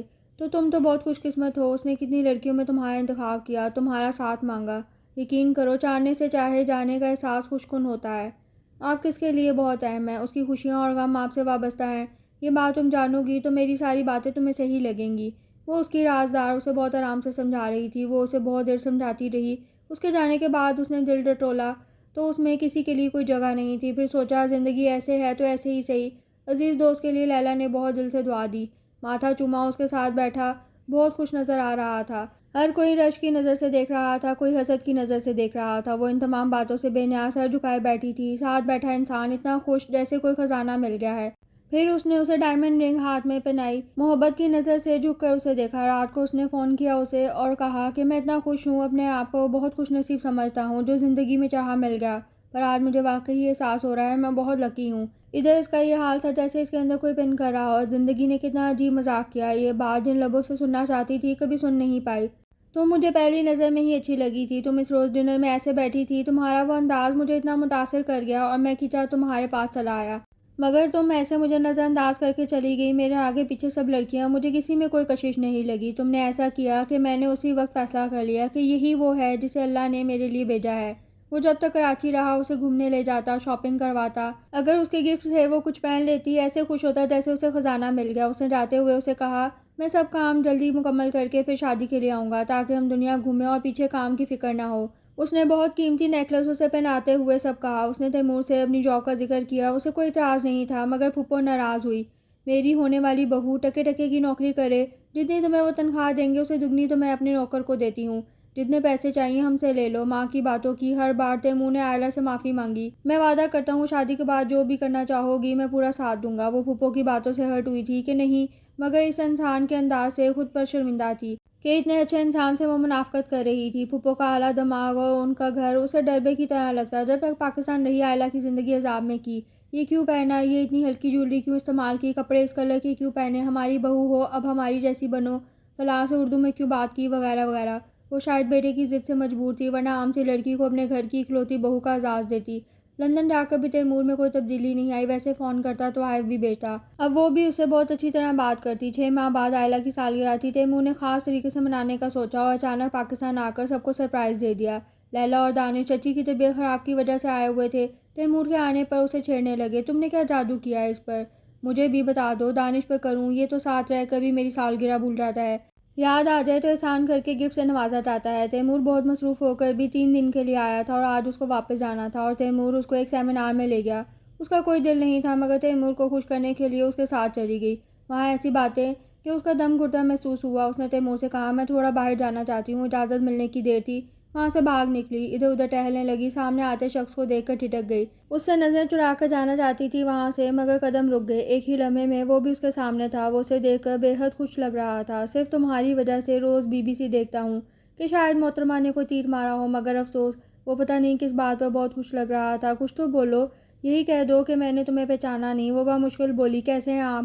وہ اس کے فارمل انداز پر حیرت سے بولا، میں تو خیر ٹھیک ہی ہوں، تم اپنی سناؤ۔ اس کے جواب سے پہلے ہی بولا، میرا خیال ہے کہیں بیٹھ کر بات کر لیتے ہیں، اور چلنے کے لیے قدم یوں بڑھائے جیسے اسے یقین تھا کہ وہ ساتھ چل پڑے گی۔ وہ اپنے آپ کو اس کے ساتھ جانے سے روکنا چاہتی تھی، مگر اس کے قدم خود بخود اس کے پیچھے چل پڑے۔ اسے سست چلتا دیکھ کر وہ بھی آہستہ چلنے لگا، پھر ایک جگہ اس کو بیٹھنے کو بولا، وہ بیٹھ گئی۔ وہ بہت ایکسائٹڈ لگ رہا تھا، زمین کی سطح کو گھورتے ہوئے بولا کہ اب پتہ چلا دنیا اتنی وسیع نہیں کہ جو کھو جائے پھر ملے نہ۔ تمہیں یقین تھا ہم کبھی دوبارہ ملیں گے؟ وہ عجیب باتیں کر رہا تھا۔ اپنے ملنے پر اسے خوش دیکھ کر تعجب تھا۔ کچھ دیر جواب نہ ملنے پر خود ہی بولا، تمہیں نہیں لگتا ہم فلمی انداز میں اچانک مل جاتے ہیں؟ میں نے تو اب سوچ لیا فلموں کا مذاق نہیں اڑاؤں گا۔ وہ اپنی بات پر خود ہی ہنسا۔ وہ جواب میں مسکرا بھی نہ سکی۔ وہ اسے خاموش دیکھ کر خاموش ہو کر بولا، 2 سال وقت اتنا طویل نہیں ہوتا کہ کوئی پورے کا پورا بدل جائے، مگر تم مجھے بہت بدی لگ رہی ہو۔ ارے لڑکی کچھ تو بولو، اتنی دیر سے میں ہی بولے جا رہا ہوں۔ وہ خود کو سنبھالتی ہوئی بولی، آپ یہاں کیسے آئے، کوئی مہم تھی؟ وہ یہ سمجھ رہا تھا ابھی روٹھے انداز میں بولے گی، میرا نام لڑکی نہیں آئلہ ہے۔ اس کے غیر متوقع جواب پر وہ کچھ چپ بیٹھا رہا۔ کافی دیر بعد گمسم لہجے میں بولا، مہم ہی سمجھ لو۔ وہ اب کچھ سٹ پڑ گیا تھا۔ آئلہ تمہیں مجھ سے مل کر خوشی نہیں ہوئی؟ وہ اس کے تاثرات سمجھ نہیں پا رہا تھا، جیسے وہ خوش ہونا بھی چاہتی ہے اور نہیں بھی، جیسے کوئی بات کوئی چیز اسے روک رہی ہو۔ وہ اس کا چہرہ آسانی سے پڑھ لیا کرتا تھا، اس کا چہرہ سچا منافقت سے پاک تھا، مگر آج حیران کر رہی تھی ایسے کر کے، میں آپ سے مل کر خوش کیوں نہیں ہوں گی؟ آپ تو میرے محسن ہیں، آپ کے بہت احسانات ہیں مجھ پر۔ وہ اوپر دیکھ کر بات نہیں کر رہی تھی، اپنی آنکھوں کا بھید نہیں دینا چاہتی تھی۔ تم مجھ سے ناراض ہونا، کتنا سمجھایا تھا پیٹر نے مجھے، وہ دوست میرا تھا، فیور تمہاری کرتا تھا، پتہ نہیں وہ کس غلطی کا اعتراف کر رہا تھا۔ آئلہ مجھے اپنی خوش قسمتی پر یقین نہیں آ رہا، میں سوچ بھی نہیں سکتا تھا ہم پھر کبھی ملیں گے۔ اپنے خیال سے میں نے تمہیں ہمیشہ کے لیے کھو دیا تھا۔ جب میں تمہیں چھوڑ کر گیا تھا تمہاری ناراض اور شکایت کرتی نظریں میرے ساتھ ہی تھیں۔ ان نظروں نے ہمیشہ میرا پیچھا کیا۔ وہ جیسے پتہ نہیں کون سی زبان بول رہا تھا جسے وہ سمجھ نہیں پا رہی تھی، مگر اسے اچانک محسوس ہوا اس کے ہاتھ میں پہنی ایک قیمتی انگوٹھی اسے چبھنے لگی ہے۔ اپنی کیفیت سے گھبرا کر وہ کچھ کہنا چاہتی تھی کہ وہ بول پڑا، کچھ مت کہو، صرف مجھے سنو، میں تم سے سچ بولنا چاہتا ہوں، صرف تمہارے ساتھ بولنا چاہتا ہوں جو میرے دل میں ہے۔ مجھے یہ بات قبول کرنے میں کوئی آڑ نہیں ہے، تم دنیا کی پہلی لڑکی ہو جو میرے دل کے دروازے پار کر گئی، وہاں منع کا بورڈ بھی نظر انداز کر کے میرے دل میں داخل ہو گئی، اور میں تمہیں کبھی دل سے نکال نہیں پایا۔ میں ایک کمزور سی لڑکی سے ہار گیا، تمہیں یاد ہے نا مجھے ہارنے سے نفرت ہے، میں تم سے ہار گیا۔ مجھے نہیں معلوم تم مجھے کب پہلی بار اچھی لگی، شاید تب جب بہت بے چینی سے میرا انتظار کر رہی تھی۔ میں آیا تو بولی، شکر ہے آپ آ گئے، میں بہت پریشان ہو گئی تھی، یا شاید اس وقت جب لڑ کر خیمے سے نکل کر پتھروں پر بیٹھ کر بدوا دے رہی تھی، مگر اتنا تو مجھے پتا تھا کہ میں اپنی عادت کے خلاف تم پر بہت رعایت برت رہا ہوں، مگر یہ بات قبول کرنے پر مادہ نہیں تھا۔ مجھے لگا شاید ماحول کا اثر ہے کہ میں تم میں اتنی دلچسپی لے رہا ہوں۔ اس کے منہ سے یہ باتیں سن کے وہ کچھ دیر کے لیے سب بھول گئی تھی، اپنی انگلی میں موجود انگوٹھی بھی اسے یاد نہ رہی، بس سر جھکائے اسے سنتی رہی۔ وہ لوگ جو تمہیں راہ تنگ کر رہے تھے، دل تھا ان کے ٹکڑے ٹکڑے کر دوں، ٹھیک ہے تمہاری حفاظت کی تھی، مگر میرا رویہ محض ذمہ داری والا نہیں تھا، میری کیفیت نے مجھے خود سے خفا کر دیا تھا، اسی لیے میں تمہیں جلد از جلد اپنی منزل تک پہنچانا چاہتا تھا، اپنی اس کیفیت سے چھٹکارا پانا چاہتا تھا۔ مجھے لگا وقتی ابال ہے جو وقت گزرنے کے ساتھ ختم ہو جائے گا، مگر تم سے دور جا کے جانا۔ وہ بزدل اور ڈرپوک لڑکی میرے ہاتھ سے تھپڑ کھا کر میرے ہی گلے لگ کے روئی تھی، اسے میں کبھی بھی بھلا نہیں سکا، خود سے بہت جنگ کرتا رہا، آخر ہار کر تمہاری تلاش میں یہاں آیا تو لگا کہ میں نے تمہیں ہمیشہ کے لیے کھو دیا۔ جن حرکتوں کو میں چیپ سمجھتا تھا، خود کہاں کہاں تمہیں نہیں ڈھونڈا۔ تم نے کتنی بار مجھے اپنے بارے میں بتانے کی کوشش کی، میں نے سننا گوارا نہیں کیا۔ وہ بات بھی میرے لیے بہت تکلیف کا باعث بنی۔ مجھے تو یہ بھی نہیں پتا تھا کہ پاکستان میں کہاں رہتی ہو۔ اس درخت کو گھنٹوں بیٹھ کر دیکھتا رہتا جہاں میرا اور تمہارا نام لکھا تھا۔ آئلہ، کیا وہ دن زندگی میں واپس آ سکتے ہیں؟ تم کافی بنا کے لاؤ، ہم جھیل کے کنارے بیٹھے ہوں۔ وہ وقت بہت خوبصورت تھا، کہیں کھو گیا۔ وہ جیسے کسی خواب سے جاگی تھی، ایک دم سے اٹھ کھڑی ہوئی جیسے بھاگنا چاہتی ہو۔ پلیز بیٹھ جاؤ آئلہ، میری بات پوری سن لو۔ میں تمہیں مجبور نہیں کرا، مگر کم از کم میری بات تو سن سکتی ہو نا۔ میں نے آج تک اپنا آپ کسی کے سامنے نہیں کھولا، آج تم سے سب کہنا چاہتا ہوں، پلیز سن لو۔ وہ عاجزی سے بول رہا تھا، وہ پھر سے بیٹھ گئی۔ محبتوں پر سے میرا دل اٹھ گیا تھا کہ یہ بکواس ہے سب، ان کا دنیا میں کوئی وجود نہیں۔ ماں باپ نے محبت سے یقین اٹھا دیا تھا، انہوں نے زمانے سے ٹکر لے کر شادی کی تھی، مگر میں نے ہوش سنبھالا تو کہیں محبت نظر نہیں آئی۔ جاہلوں کی طرح لڑتے دیکھا۔ جب میں 16 سال کا ہوا تو دونوں نے علیحدگی اختیار کر لی اور اپنی اپنی نئی دنیا آباد کر لی، اور میں اکیلا رہ گیا۔ باپ امریکہ میں نیو، بیوی بچوں میں مصروف، مجھے پڑھنے کے پیسے بھیج دیتے، ماں کو تو وقت نہیں ملا۔ میں ساری دنیا میں اکیلا، آہستہ آہستہ میں بدل گیا۔ تمہیں اتنی شدت سے رد کر کے بیکار کی خود سے ضد کی۔ مجھے آج قدرت نے اپنی غلطی کا اعتراف کرنے کا موقع دیا تو سب کہہ دینا چاہتا ہوں۔ آئلہ، میری زندگی میں آ جاؤ، ہم بہت خوش رہیں گے۔ میں سڈنی میں چھوٹا سا کاروبار کرتا ہوں، اپنا مکان ہے، میرے مکان کو گھر بنا دو۔ اتنی سی بات کہنے میں اتنی دیر لگا دی، جب سب ختم ہو گیا اب آئے ہو۔ وہ چپ اس کی آنکھوں سے گرتے آنسو دیکھ رہا تھا۔ وہ اسے سب بتانے والی تھی، آنکھیں خشک کر کے دیکھا تو تیمور اس کی طرف آتا نظر آیا۔ اسے نہیں پتا تھا وہ کہاں سے غلط ہے، کس جگہ اسے بھول ہوئی، مگر اس وقت وہ خود کو ان دونوں کا مجرم سمجھ رہی تھی۔ تمہاری فکر میں تو مجھ سے وہاں تقریر بھی نہیں سننے ہوئی۔ پھر اچانک اس کی نظر اس شخص پر پڑی جسے آئلہ کی فکر میں دیکھ نہیں پایا تھا۔ ہیلو، اسے بہت خوش دلی سے ملا کہ آئلہ کا دوست یا کلاس فیلو ہوگا۔ اتنی دیر میں لیلی اور دانش بھی آ گئے۔ لیلی آتے ہی شروع ہو گئی، تمہاری وجہ سے ہم بھی سن نہیں سکے کہ محترمہ بور ہو رہی ہوگی۔ جبکہ دانش اس اجنبی کو دیکھ رہا تھا، لیلی نے بھی دانش کی نظروں کا تعاقب کیا۔ قیامت کی گھڑی آخر آ ہی گئی۔ خود کو حوصلہ دیتی مسکرائی بولی، یہ ہارون ہے اور یہ میری کزن ہے لیلی، یہ ان کے شوہر دانش اور یہ میرے فیانسی تیمور۔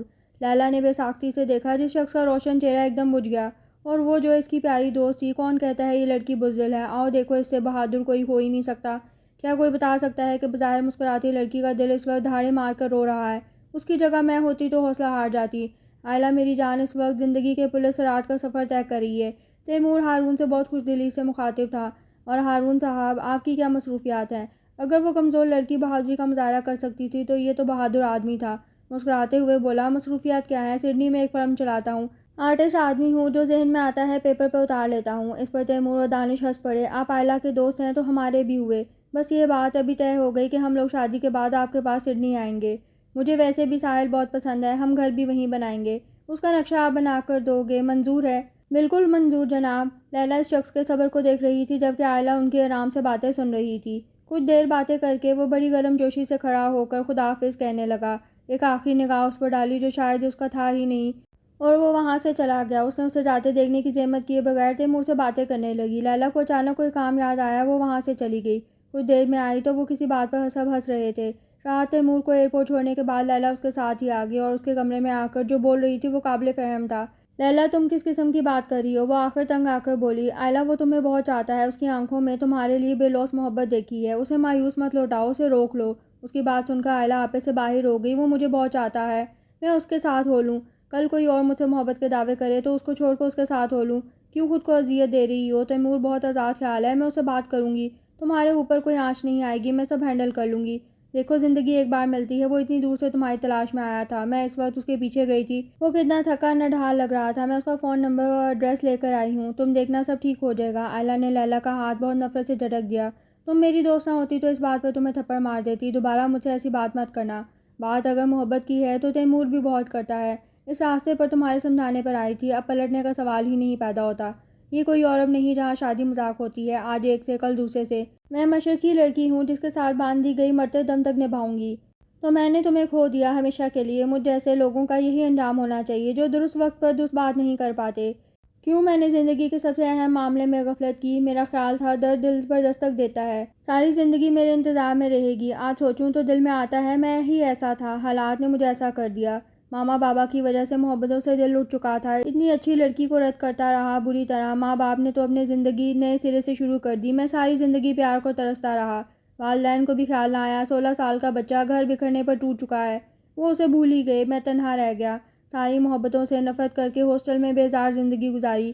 یہی سوچتا کہ کبھی شادی کرنی پڑی تو ضرورت کے لیے رشتہ ہوگا، محبت کا گزر بھی نہیں ہوگا، اسی لیے اتنی اچھی لڑکی کو بری طرح رد کرتا رہا۔ کیا پتا تھا ایسا کر کے خود کو دکھی کر لوں گا۔ اور تیمور نے خوش بختی کا تاج سر سجا لیا۔ اللہ کرے تمہیں کبھی بھولنے سے بھی میری یاد نہ آئے، تم بھول جاؤ کہ دنیا میں کوئی ہارون بھی تھا جو شاید اپنی زندگی سے بھر کر چاہتا ہے۔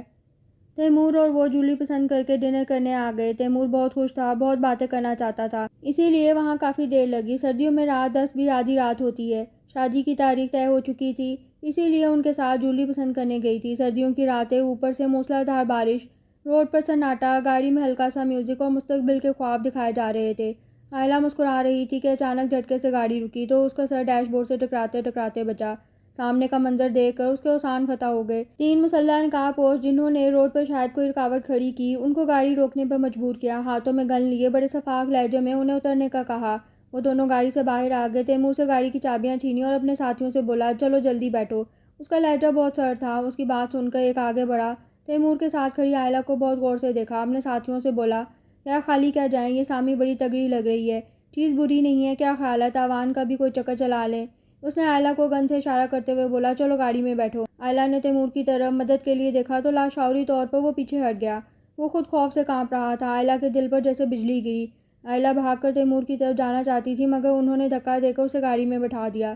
وہ مچل مچل کر خود کو چھڑا رہی تھی اور تیمور خاموشی سے سب دیکھ رہا تھا۔ ان میں سے ایک نے تیمور کو ایک پنچ مارا، وہ گر گیا۔ اگر خیریت چاہتے ہو تو فوراً یہاں سے چلے جاؤ، اگر مرنے کا اتنا شوق ہے۔ اس آدمی نے اپنی بات ادھوری چھوڑ دی، پھر جو آئلہ کا رکھوالا تھا وہ اسے دیکھے بنا اندھا دھند بھاگنے لگا۔